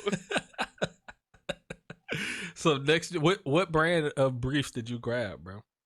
Oh, I can't remember, but like I'm telling you, like they're all different now. Like they know. Bro, you gotta know what fucking brand you got. Here's the joint. I'm about to send this to you, Wazzy. I want you to put it up on the screen. What I'm saying is it's not even about the brand anymore. You know, I'm not getting Victoria's Secret joints here. You know. Not, bro. What's wrong with Victoria? I'm not saying that there's anything wrong with it. I just didn't have pink or juicy on my booty.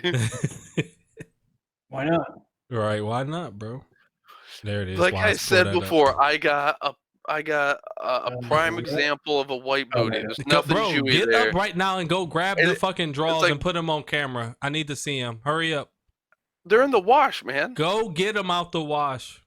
I'm not going to get them out the Bro, wash. you only brought one? They come in packs, bro. They look like not that? always. Okay, the booty not out on them. That's what they look like? Hold on 1 second here. I gotta... Bro, not even looking at it while we talking. That's crazy. Well, no, I was. It's just that... Shut the fuck up. No, you wasn't, bro. I just heard you. Bro. Here you go with that bro shit again. We just talked about this, bro. Bro. See, now these boxers on the left, though, they look aren't like even shorts. the ones that I used to have, bro. Mine was like the tablecloth pattern joints, and it didn't have a button on them, so your dick would fall out every now and again. Oh, yeah. Yep. It's just... I'm not a fan of that. The boxers, I'm always on boxers edge. got their cons, bro. I ain't gonna say they're perfect, bro. But that's why I rock with the boxer briefs, though. Yeah, but even those briefs there, like that's what I'm saying. Like you can see the clear nut cup there, man. Yeah, bro, like, I know. That's a good cup right there. I'm rocking. I'm not rocking them bitches though. My thighs don't look that good. I'm trying to be sexy when it's sexy time. Work on them, bro. Bro, I've been trying. I mean they getting there, bro. But that's just... I don't know. Come on, do some I just got squats for your skinny. wife. I got skinny bottom leg. What's the bottom leg? Calves? Yeah. Yeah. Do some calf raises, bro. How do you I've been play doing basketball? calf raising since 8th grade, bro. I've been trying to dunk like crazy. I can dunk, but I've been trying to be Blake Griffin since the 8th grade, bro. You ever get those? You ever get those things that you strap on your shoes? It like has like the little, it's like the heel, but on the toe. We had motherfuckers in our school with them, and I'm just like, you're fucking retarded.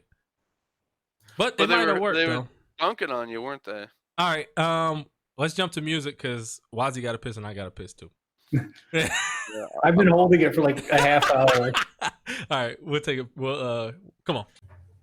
All right, we was gonna jump into music, but we do want to kind of get an update on the GameStop stuff that happened today because that was a good conversation we had last week. So, what's the verdict, man? We make some money. What's going on? Is Jack got his full college paid for today? What's up? I don't know. It depends on when you bought, but I'm talking about from Uncle Jake. Fuck, what you mean, Uncle Jake and Uncle Wazzy, bruh? No. Yeah, no. Let's see here. I think it closed yesterday. It closed at, I want to say about 200, like 190 something. And then with after hour trading, and all that jazz, it opened at like 263 today. Oh. It broke 300. Oh. And then in a matter of like 10 minutes, it dropped to less than 200. Motherfuckers sold the fuck out this shit. Trigger a halt. What's that? And that drop was so big it triggered a market halt on GME.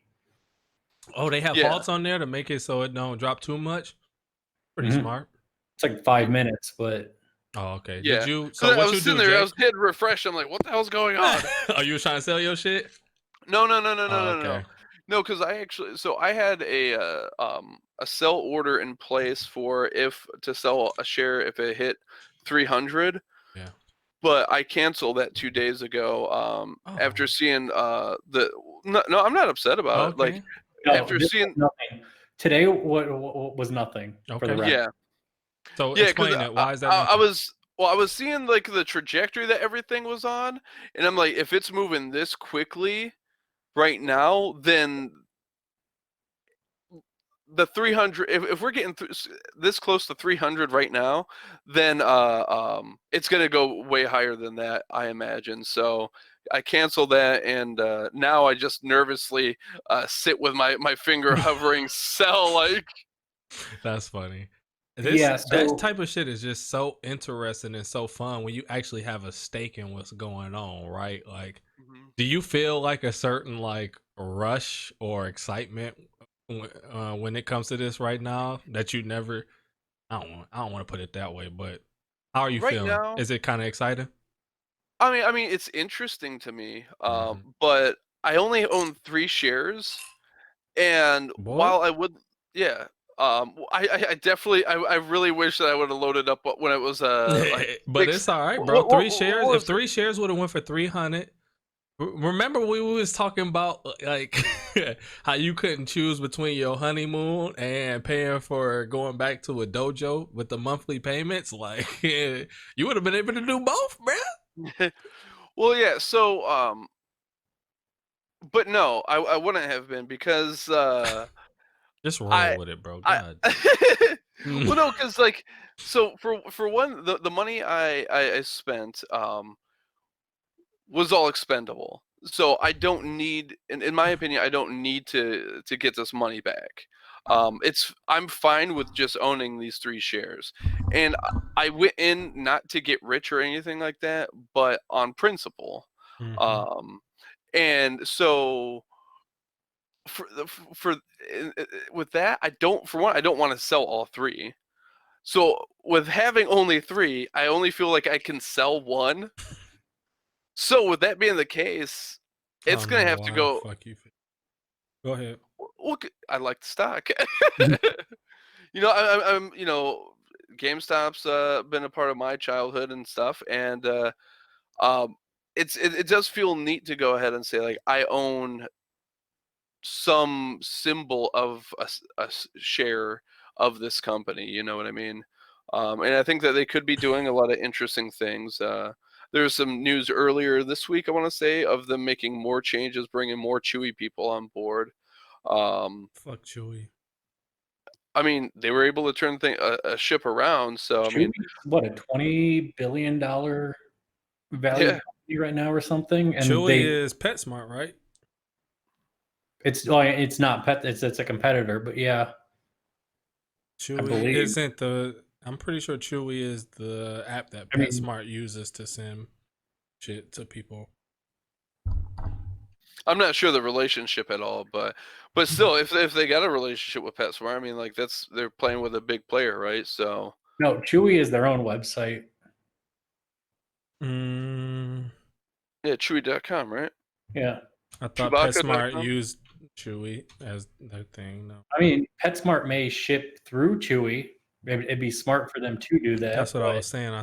I'm pretty sure it was. The only reason I say that is because we went to PetSmart to try to board T'Challa one time, and they said no pit bulls, and I was like, "But my dog is literally super nice with all other dogs. He's he's got his certifications. Like, why not? We don't do that breed. All right, fuck y'all. So I'll never do." Sounds racist, but okay. Yeah, it's fucking racist as hell, and I'll never, like, my black pit bull can't hang out with these bum ass dogs. All right, cool. And this is when T'Challa was like fucking 5 pounds. Like, come on, dog. Look how small this dog is. All right, I'd never do business. Bro, with he's gonna be a bad influence on these blonde border collies. These blonde hair, blue eye border collies. Yeah, that shit pissed me off forever, dog. So I'm never ever fucking with PetSmart again. But yeah, so I like the company. Got good memories and stuff like that. I like the idea of investing and stuff. So I'll use 1 share to make money off of. But I'm not interested in selling all 3. But Wazi, I'm sure could go ahead and expand upon how this is nothing that we saw today.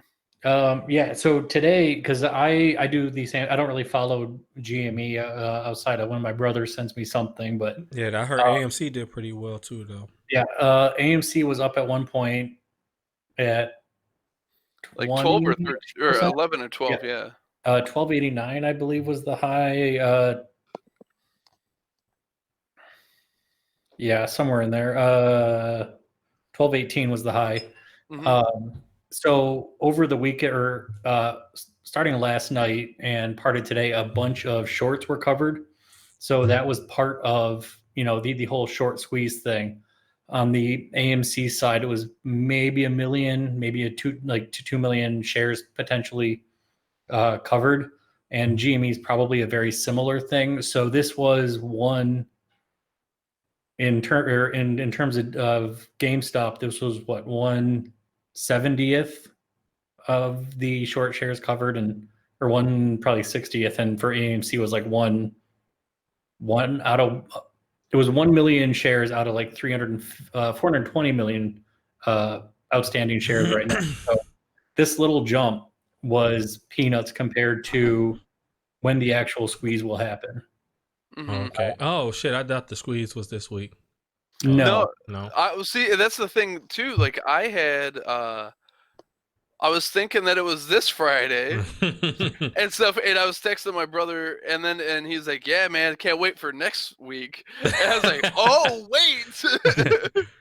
Well, Yeah, I'm happy for you boys, dog. Y'all got in early and getting y'all a little money, hopefully. And Jake, but so now, because we talked about this before, but I kind of forgot it. So, and I hate being that guy.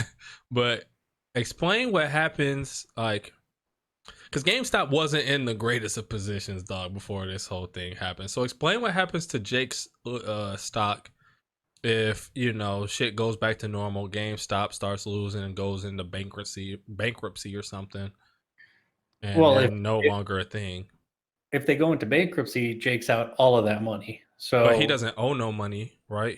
Those stocks just don't cost nothing, or does Jake owe money? No, he paid for those 3 stocks he has. Okay. Yeah, I just lose them. Yeah, and so if they were like $50 at the time, that's $150 down the drain. Okay, so the stocks that you bought just don't be worth nothing no more. The likelihood that a company goes bankrupt before you have time to look at a phone is unlikely. Yeah, but I guess I only asked that question because my next question is why. So what do it be about people? They'll be like, "Oh, the company went bankrupt and then they killed themselves." You know. I think that's much more like like boardroom members. You said what? Boardroom members? Yeah. That okay. I don't. I guess. So why would that be though? I mean, it could be that, or it could be people who didn't set up like a limited, so their own personal finance was directly tied to the business. Okay. So, like, if Microsoft basically lost all money when Bill Gates was the owner at the time, even if they owed $1 billion, that doesn't come out of his pocket. That's all company money. So the company may not be able to pay $1 billion, but that isn't going to then come out of Bill Gates. Okay. Whereas with stocks, it goes away. Yeah, you got to have those firewalls in place, man. You got to separate that personal and business. Yeah, I just be seeing, you know, that's like a thing in movies, like, oh, the company went under and now he's poor and shit. And it's like, why are you poor? Weren't you getting a check? Don't you got money saved up? I'm confused. And if the stocks that you had in there just turned to zero, basically, that doesn't mean you lost money. Shouldn't you have money? So I just didn't understand it. People aren't good at allocating their money. So you may make 3 figures, but if your bills are still basically showing you at breaking even. 3 figures, like $300, or sorry, 6 figures. Motherfucker making a whole 3 figures, boy. Look, you know, if you're making 3 figures and those Ritz crackers make it break even. But I mean, there's the bills of everything you have to pay. I mean, if I lose my job, my mortgage doesn't go away. No, I understand that, but it just seemed like, you know, people, I don't know, in movies it'd be like, oh, I'm done. But on the other hand, I'll be like, well, you did work for this Fortune 500 company. You should have enough money saved up to get you to where you can find another job and work somewhere. So I always just assumed that they were saying, since the company went under, they lost all their money, and that's why they was I mean, what's that movie with, sorry to cut you off, but I just want to give an example. The movie with, I always get these motherfuckers confused. Ace Ventura, what's his name? Jim Carrey. Yeah, Jim Carrey, and the old girl. It's like Me, myself, and I. No. He loses his job at the bank, and then they start like robbing people for money. Oh, Dick and Jane. Yeah, Dick and Jane, like that shit. I mean, the story of, hey, I lost my job at the company, and now I have to go get unemployment for a while and interview for a job does not tell a great, compelling story. Yeah, I just always figured they must have just lost all their money. But it makes sense to what you're saying. You can do that if you don't protect yourself in the company. That can happen. Oh, okay, for sure. So don't do that. Yeah, and I mean, and also if you are YOLOing literally all that you have in those stocks, like, and then things change, like sure that $100,000 that you invested can definitely end up coming out the other side as $1,000. Yeah. Theoretically, so I don't know, maybe I'm jumping. Yep. But like Wazzy said, you usually have enough time to pull out before then. I just wanted that to be clear for the listeners. Y'all got don't go all in on this shit because it's volatile, dog. You will have time to pull out. Yeah. Famous last words to baby daddies across the land. Pull out game strong. Until it's not. Cheers to that.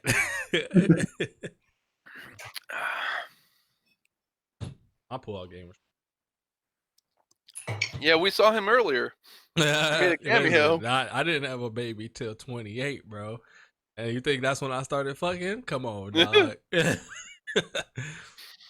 No condom. We know. Oh, is that the name of the podcast now? Yeah, no, it's like no consensus, no condom pod, nigga. So, all right, let's jump into music. Tool. Yeah, Tool coming back around again with Lateralus. I just played a little bit of it. You were playing it when I first jumped on here, which I appreciate. You were playing, I think, The Grudge, if I remember correctly. Yeah, and then I went to the Lateralus, the actual track, because I want to get into that one a little deeper. But all right, Jake, break it down for us, buddy. What the fuck made you bring us back around to some good old fashioned Tool? Yep, so we heard their first studio album, Undertow, and then this is their third. Came out in May 15th, 2001. And I was really thinking about doing Inema, their second album. But this one, Wazzy was going down memory lane a little bit and stuff. And Frog Stomp! Yeah, if this one has a lot of memories tied to it. Probably around when I was 18, 19, no, probably like 17, 18. And I don't know, it was just I think this was actually my first exposure to Tool.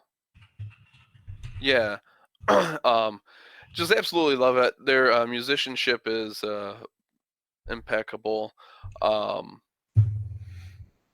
Let's see here. I mean, I don't know what to say here, but Jake, this is what you say. So you said it brought you back down to memory lane, right? So you was about 18. 18 is like a super important year for all of us, dog. Like you're transitioning from like out of your parents' house most of the time, or just from out of high school to a new chapter of your life. Your taste is changing. A lot of shit about you is changing, just chemically and physically and mentally. So what about this album that dropped at that time really stood out to you the most that made you fuck with it so tough? Well, like really all of the content relating to like relationships and stuff. You got that with The Grudge. You got that with The Patient, Schism. I mean, pretty much all of this stuff is talking about that sort of deal. I really like kind of the play on words with The Patient, like about being patient and being a patient. I always enjoyed that a bit. But what was it I was looking for here? Schism. One of the things that like I always go back to is their line, Maynard's line here. Cold silence has a tendency to atrophy any sense of compassion between supposed lovers, between supposed brothers. Like there's just a whole lot of truth there. That I'm always reminded of, like when I even think about my own siblings, when I think of friends and all that jazz. And like the further you grow away from each other and like there's less communication between one another, like that sense of relationship really atrophies. And hell, even like something that a little slight that you may not have paid any attention to before, since you don't really talk to the person anymore, like it's magnified because there's not that warmth between the two of you guys, you know. Disposition and reflection, I mean, I love those songs. And Danny's tabla work, that's an Indian drum that's got some like those doom, like water drop sounds. Like that's him on the drums. And but that let's see here, reflection, his relationship with the moon here, and like always really tripped me out. Just going ahead and thinking of you know, this light is not my own, and a million light reflections pass over me. Like as full and bright as I am, the light's not my own. And I think that's like a good way to kind of like, I kind of like see myself and really see all of us, you know. Like sure, there's plenty that I do, but how much of that really is me reflecting off of, you know, like the experiences and the lessons I've learned through like my ancestors and family and friends and all that jazz. How much of it actually is uniquely my own and not just me being that surface that's reflecting off of. And then this is things that you was thinking at the time when you first heard it. Oh yeah. Like really trying to like I mean, it really got me into thinking like what even is a person, you know? Yeah. Lateralus, I know you're wanting to get into the song itself. That was interesting because like I was definitely into like researching like a lot of like mystical orders and like occult groups and stuff like that, and math is something that constantly comes up. And I think probably like Dan Brown, I think Dan Brown released that god awful, I mean all of his books are god awful, but that piece of trash, what's it called, shout outs to Jake Hayden authors too. yeah, I mean, when you're just like when you're just garbage, like I mean, it's just like that what shit am I supposed to say? transcends the art. No matter Yeah, what. I mean, okay, you made a sentence, cool. What the hell was that book? I got a Dan Lucky Brown. number 11. Oh no, I love that movie now. 13. Love, bro. It's Da Vinci like Code. Oh, Da Vinci okay. Code. First of all, it's like nobody's ever seen Lucky Number 11. So for you to say you love that movie just took us that closer to being besties. Jake, I'll let you continue. Yeah. So Da Vinci Code is what you hate, though. That's funny. Yeah, That's yeah. So, everybody loved Da Vinci Code. Every basic bitch I mean. Oh, exactly. They drink Starbucks, so we know where they stand. But you know, you get a lot of different ideas are just smacked together in that book. And one of the things that that he explores is the Fibonacci sequence, and like that's actually what you have with that opening with Lateralus. You know, the way because the Fibonacci sequence is whatever this number is plus the preceding number equals the next number. So you have 1, 1, 2, 3, 5, 8, so on and so forth, right? And the way he says, so the opening lines are black, then white are all I see in my infancy, red and yellow then came to be, reaching out to me, lets me see. But like that black then white, those first three lines, if you actually count the syllables and how he says them, you actually have that Fibonacci sequence. Black, then white are all I see. So that was a really interesting thing, just to be that young and exploring some of these things and to see it applied in music. And one thing, that song that's always impressed upon me, see, when it comes to songs, it's like a single lyric will go ahead and be like everything, you know. I can't go ahead and really grasp the fullness of everything, but when he goes into see here, I embrace my desire to feel the rhythm, to feel connected enough to step aside and weep like a widow.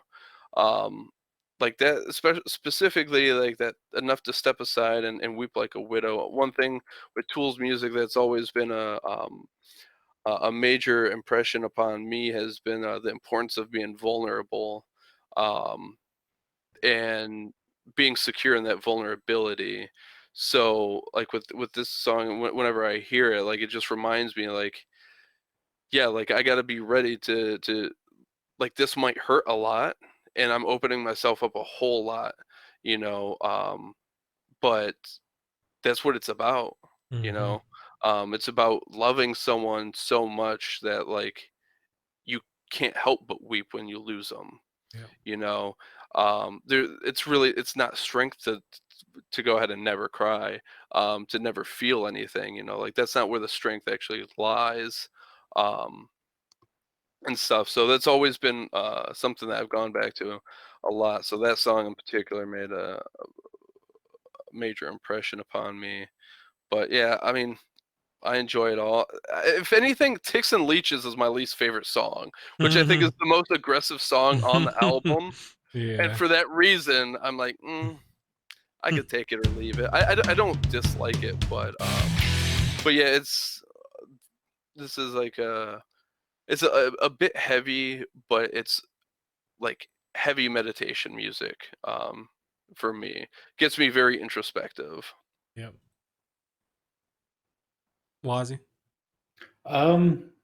Yeah, I liked it. I had a really hard time paying attention to the music, if that made sense. Like the first listen through, I just kind of had it on in the background. It was great, and I loved the that heaviness of the like a drop bass where it sounds like the string is a little loose type of thing. Mm-hmm.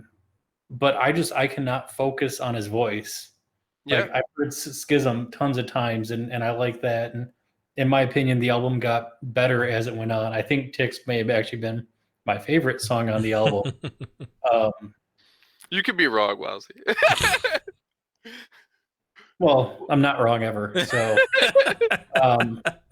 but like Big facts. for me, it's great background music, but I can't focus on his voice for some reason. Just like I just hear the music and his voice just fades as a new instrument. Well, yeah, and that's by design. Like, they purposefully like really layer him in the back, and that's part of like his approach to music. He, which makes him a Maynard an interesting frontman to me. That he doesn't put himself in the front; he actually pulls it to the back. And with their albums, like you don't get liner notes with the lyrics, so you're having difficulty actually understanding the words that he's saying, and then you don't have a book to look to. And then when they perform live, he doesn't even necessarily sing all the same lyrics. He'll go ahead and allow himself to like fit within that rhythm, but he may go ahead and sing something else slightly different to give like a different spin. So I mean, I think what you're experiencing is like it's purposeful, but like a lot of people feel that same way, which is interesting.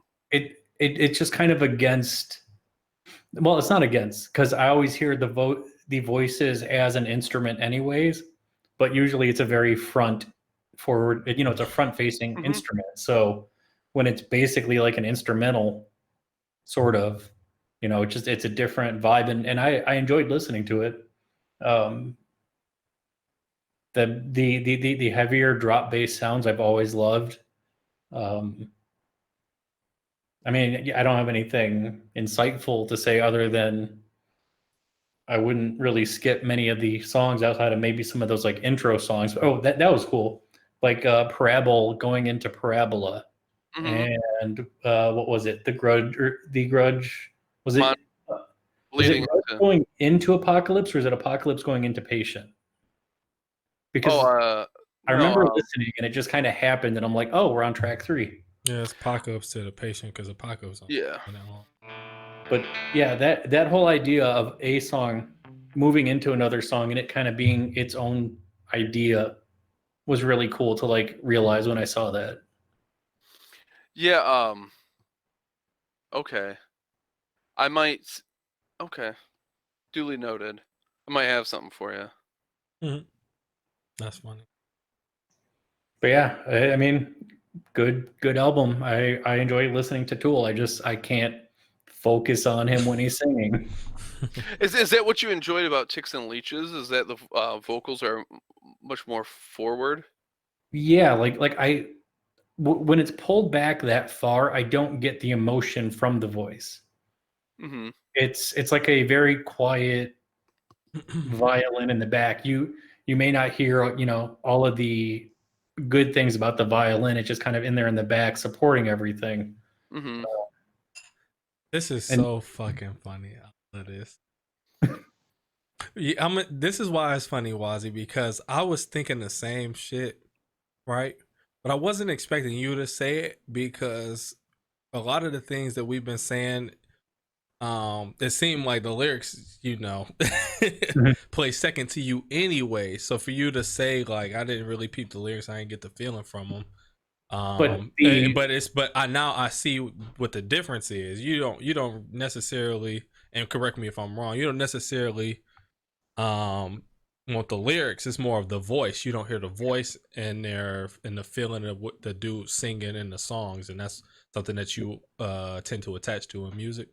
Yeah. So I really like the inflection, you know, the voice or the vocal inflections and that kind of stuff. And I think it's the beginning of The Grudge. There's, I think, like 15 or 20 seconds of him singing, and I get that very false sense of emotion out of him.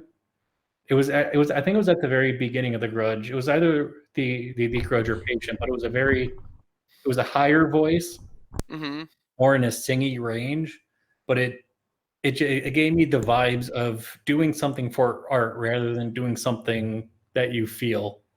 And that just throws me off of music. Well, not off of music, but like I noticed that, and I did not like the beginning of one of those two songs.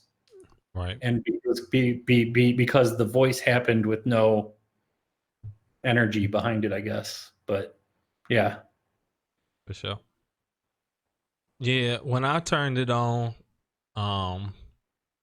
there's a few things I want to talk about. That's one of the first things I caught on to. I'm like, man, I can't. But we said this the last time we was listening to Tool. Like, yeah, my man's voice just kind of be back there. But I also really like his voice though. Mhm. It's like it's a good voice, and he does these weird things when he's singing where he'll be singing and then he almost sound like he whining sometimes. And I'll be like, that shit is kind of sweet to be able to sing and have that type of emotion behind the shit that you sing, and your shit be in the background. So the whole time I'm listening to it, I'm like, I came to this like realization, like I can't really understand the shit he's saying in these lyrics. And maybe if I was to only listen to this type of shit when I was growing up, I wouldn't be able to listen to lyrics the way I do with rap. And maybe that's something that kind of affected y'all ears when it came to rap songs and hip hop, being able to catch on to lyrics, dog, because a lot of these albums I'm starting to realize, like, I'm not catching them as quick as I catch shit in hip hop, bro. I'm just not. Oh yeah. And I'm like, this has to attribute to, one, it's just how the songs are, but two, if we getting technical with it, it's the mix as well. Like, they're mixing and mastering these songs differently than you mix and master rap songs. And which is leaving not only it a little harder to hear the lyrics, but making them just a little less important than they are in rap songs. You know what I'm saying? Because you also know that when you're listening to a band, you guys, and I do too, but people who grew up on this type of music, y'all want to hear what the drummer doing. You want to hear what the guitarist is doing, the bassist, the keyboard, the pianist, whatever it is, a keyboarder player, what they doing, right? Because you know that those are all different, separate people playing those instruments. For me, I know it's just a producer and a rapper. Now, is the beat cool? All right, the producer killed that beat. Now let me hear these lyrics. So it's not as important to listen to each and every instrument as it would be. Like certain instruments always stick out, right? But it's not like, damn, who played the drums on this? He is crazy. That's one of the best drummers in rock. You don't got that. You just say who made the fucking beat, who rapping over the lyrics, right? So I came to this realization while listening to Tool that if I was to only listen to shit like Tool, I might not give a fuck about lyrics neither. Like, which is something that I was like, I get it now. Secondly, what I realize is the same thing that you just said, Jake. Maynard don't want to be in the front. How do I know Maynard don't want to be in the front? I go to their Wikipedia page and the first motherfucking name down there is the drummer.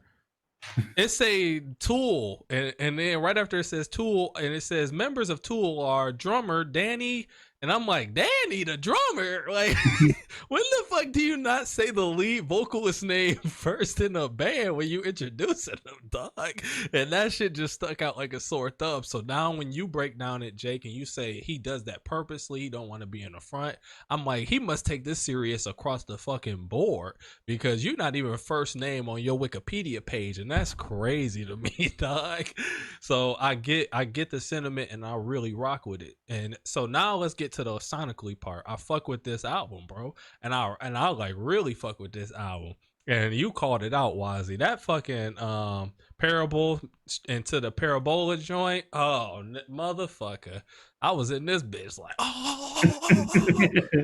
Like, I was hyped, dog. And even before that, so they got these little these are skits, bro. These like interludes that they throw in here that's like calm as hell. Them is skits, bro. And they trying to get some type of emotion out of you before they get into the song, which is dope, because I think past what it is in the album, you use skits like that really well in your live performance, you could kill a fucking show, bro. You just had your dudes in the back playing something in the back that's real calm, like that that Apocalypse joint was, and there was another one that was like super calm. I can't remember which one it was because I can't see the fucking track list right now. But there's a couple of ones in there that's just a vibe, and you let the band play that, and then while the band's kind of playing it, the singer, you know, drink some water, wipe his face off with a towel, everybody get their shit together, and then you jump into that next hard joint. I know they concerts go crazy, right? So I'm like, I know what these is for. That's the break joints. Everybody get y'all shit together. We about to kill the show. So I really, I'm you know, that's not the thing I'm about to go back and listen to. But I appreciate what they was for what they was. And if I'm playing the album straight through, which is how I usually listen to music, I'm not skipping none of them. It's a good break between the shit. And then we get into the fact that hold on, I just wrote it down. Oh shit. We get to Lateralus, and I want to know y'all thoughts on this. I don't know where I even got this idea from, y'all, but it's always been an idea that I had, that if you have a song that's like the title track, so it's named after the album, that song should try to be the best song on the album, and it should explain why you called the album what you called it. And I don't know where I got that from. Maybe that's just something I came up with in my head, but I don't know. Do y'all feel that way? Do y'all feel like title tracks have to be the best songs, or do they have to at least explain what the album, why you named the album what you named it? I mean, I would say a title track should either give a good impression of the vibe of the album, so it doesn't have to be like the best track, but it has to like set the example of what the album's going to be like, or it's just it matches for radio. So you're like, oh, I heard Lateralus on the radio, so now I'm going to go try to find that in the store. And you're like, all right, the song I liked was Lateralus. This album is Lateralus. It must be the same. I don't have to search every band that kind of sounds like Tool, or, you know, word-wise sounds like Tool. So like Tool and Shmuel, and so it just makes it easier to find the album sometimes. Like, that's out Lateralus. This album's called Lateralus. This got to be the one I'm looking for. What you think, and Jake? mainly Go ahead, the vibe of the album. Yeah, I feel that. What you think, Jake? You muted, bro. I guess I've never really thought about it. But I guess I've never really thought about it too much before, but Damn, your shit lagging like a motherfucker. Is he lagging think on your screen it's right now? perfectly Wazzy? reasonable to. You are full on Godzilla yeah. dog. Yeah, bro. Oh yeah, I have no doubt you guys. Godzilla's coming. You have dishonored my family, bro. It's like that on both ends. But yeah, there's something wild going on with my connection here. But no, I think it makes sense. Maybe if I get a couple feet closer to the Wi-Fi, we'll see. Okay, it's a little better now. But awkward view now. You're just like staring down. Yeah. Yeah. So what was it here? No, I think it makes perfect sense that a title track would essentially be the thesis of the album. To kind of like sum it up, so that when people hear that one track, they have an idea of what to expect for the rest of the album. And I think it works from a marketing perspective, and then not to mention if like but also just from an art position. I think if you're just making an album, and you have all these tracks and stuff, and then you're sitting there and you're like, this one kind of like really tells everybody like what we're getting across here. Yep. Okay. Well, and you also want the content of that song to match the title. So like, well, that's what I was saying. Don't call it Lateralus when it's schism lyrics type of thing. I guess I don't know, but yeah. Well, that's what I was getting at. So I listened to the song and then I was like, all right, I didn't really catch. I liked the song. It passed my vibe check, as Wazzy says, but I didn't catch the lyrics. So I actually had to go back and kind of look at the lyrics and just kind of read what my man was talking about after the second listen, because I caught some of it, but then I really wanted to see what was going on in there, which is hilarious. That's the one you chose to do a lyric breakdown on, Jake. And so when I went online, genius.com is the first one that popped up. And I was like, all right, Genius, it's usually like user based. So other people go on there and try to break down lyrics. So they did break down like the black then white are all I see in my infancy, right? So when I first heard that line, I was like, all right, I mean, so you're being born, right? That's the first thing I thought. All right, as you know, as you're coming out your mama's womb, you're seeing black, you're seeing white, you're coming alive, you're getting life, right? So I'm like, all right, that's pretty straightforward. Then you go on there and you see somebody talk about the Fibonacci theory or sequence like you was talking about. And I was like, damn, I didn't even think of no shit like that, bro. And so so he also says this is a reference to the first two steps in the Alchemical Magnus opus, right? So I'm like, okay, now we're getting into alchemy and shit. This motherfucker's in the first two bars going super deep, and I wasn't even on it, bro. So they start talking about how the alchemical. Damn, how come I can't pronounce that word? Alchemical. God damn, I watched enough Full Metal Alchemist that said that shit. What the fuck? All right, the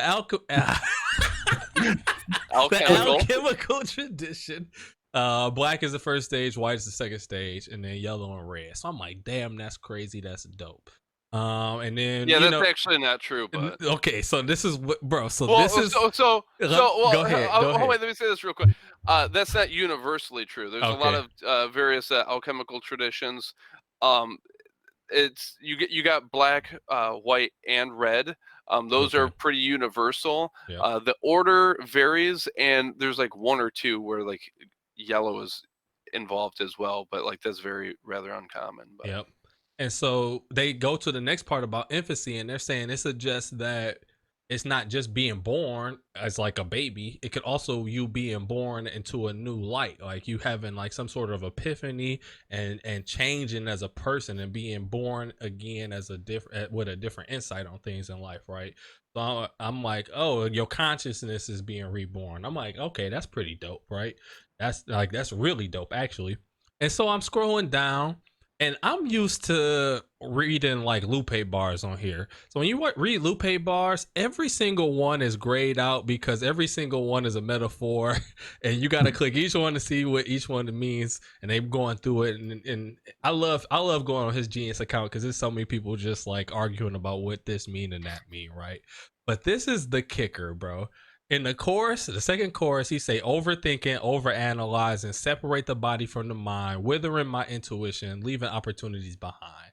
And when you click it, a motherfucker say, this is likely to be something that Tool put in here because they know that their fans always overanalyze the fucking lyrics in their song, get too deep, and it wasn't even that deep. And I just laughed so hard, like, hold on, please do not have me have read this whole first verse. And all this motherfucker really was trying to say was, like, just writing lyrics, bro. I was born and I'm the shit. Like, please don't have me on that, bro. And I literally laughed out loud because I'm like, damn, that if this is true, they caught me in it too, and I've just got on Tool, bro. That's crazy as hell. Because even the dude above him starts saying this whole soliloquy about overthinking and overanalyzing can lead you to be hopelessly cautious. And when considering the emotions and actions you execute, is in esoteric practice. Like, he's saying all this shit, and then the dude below him is like, yeah, Tool also knows that their fan base goes too deep and shit. And this could be a line making fun of them, thinking every line is a fucking bar when it's not. And I just laugh like, all right, well, I'm gonna turn this off and just take it for what it is, dog. Yeah, let's time out real quick. Okay, time out, bro. So that's dead on. They do have that sort of self-awareness of their fan base, and like, you know, and like they understand how much like their message could get misconstrued and stuff like that. And that is why what was homeboy's name? Brent. Oh yeah, Brent. Yep. Yeah, he I was talking to him, and he found out that I was a fan of Tool, and he's like, dude, you're going to the Tool concert, right? I'm like, no. And he's like, why not? I was like, I didn't get tickets and stuff. And Brent also like, thought that Logic was the best rapper alive. Yeah. Well, so he's like, dude, I got an extra ticket if you want. Logic is a good rapper. Let me say that. He's not a terrible rapper. You're not the best rapper alive, though. Continue. But so lawn tickets were like $1.20, and I'm like, yeah, no, I'm good. You said lawn tickets at DTE? Yeah, lawn, yeah. Huh? Oh, yeah. No, it was the first time. You have to also remember, like, they had not gone ahead and done a show. They had not been on tour for a decade. Yeah, but some bands deserve to have 120 lawn tickets. And looking at their discography and how much shit they sold, Tool looked like they one of them bands. I ain't got 120 for you to sit in DTE lawn, bro. But see, my perspective as a Tool fan is that it's one of those sort of things where like they're like, watch, these dummies are gonna pay $1.20 for a damn lawn seat.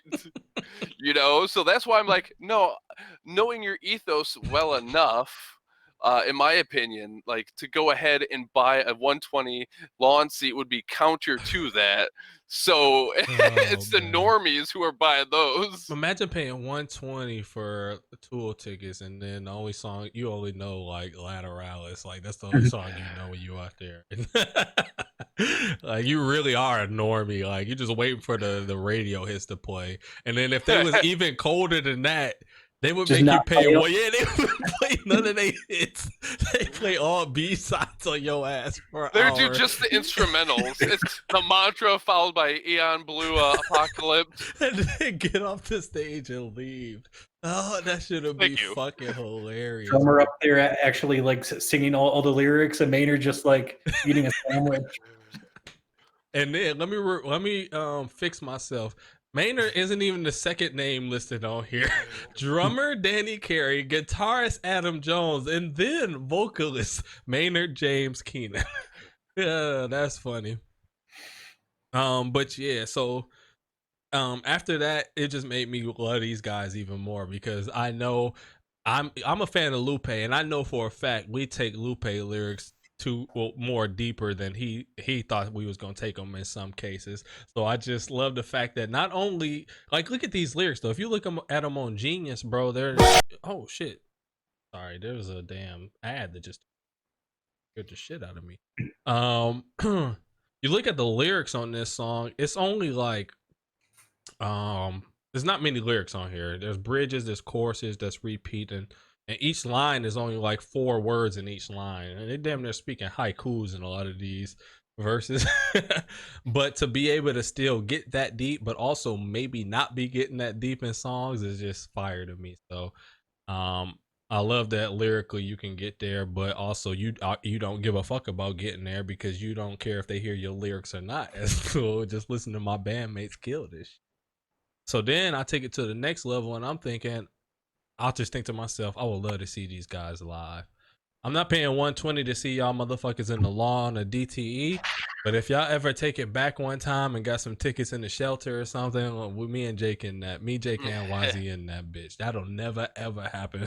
But it's y'all not coming to St. Andrews, but if y'all did, bro, like a sneak joint, I would definitely come check y'all out because a lot of these songs, they got vibes on this album. They got bangers on this album. And I enjoyed it. And I think I'm gonna do a little lyric breakdown for, the other songs on here too.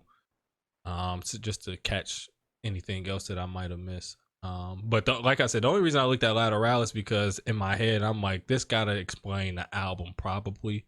So then I went on there and it kind of broke down what it was going on, but I fuck with Tool now heavy. But after these 2 albums, like I'm a fan. I like y'all. I'm gonna remember y'all names when people bring y'all up. And who you talking about, Danny? Yeah, my boy Danny, bro. My boy Danny. And my boy Maynard. That's just a wild name to have, Maynard. I thought that was a last name. Hey, first of all, ain't no way your first name is Maynard. Your mama. Yeah, and he's from Grand Rapids, man. I'm super fanning out now. I won't know him if I seen him at the Starbucks though, but yeah. He actually has kind of a interesting story. He joined the Army after high school, and he had the opportunity to go to West Point. Oh. But he had joined the Army so that he could get that GI Bill and go to art school. Fire. So he had the opportunity. They're like, all right, so where you want to go to West Point? We'll take you to West Point and stuff. And he's like, yeah, no, I'm gonna go to art school out in LA. That's fire. Shout outs to you, dog, because he's like, yeah, I literally enlisted just so that I could do art. 13 million copies alone in the U.S., bro. You made the right choice, dog. Well, and not to mention, like, he actually credits a lot of his art and stuff with his experiences in the military, that with the discipline. Yeah, for sure. Yep. 13 million was in like before 2019, so they way past that now. But yeah, I'm rocking. Good shit. Yeah, Jake. but like that's one of those things I really respect about him is that he had the forethought to go ahead and know where he wanted to go, and he was willing to do what it took to get there. For him, it required armies, going to the army and stuff. But he's like, okay, I'll go through boot camp. Like I care about this that much, and that's something that impresses me. I'm rolling. Tool, you get a thumbs up.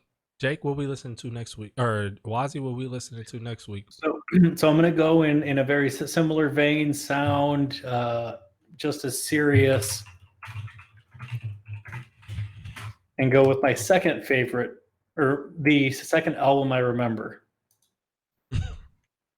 Ooh, so, Green Day, Dookie. Hey. I'll go into why it's my second album that I remember next week, but it doesn't have anything to do as much with the songs outside of me liking them. But yep, I'm rolling. All right, next week is Green Day Dookie. I always just thought that name was hilarious. Like, what the fuck y'all know about some Dookie? All right, yeah, boys. This was the I respect that. Yeah, me too. This is the No Consensus Podcast. Peace. Cheers. Or that. I mean, say peace again. Sorry. Peace.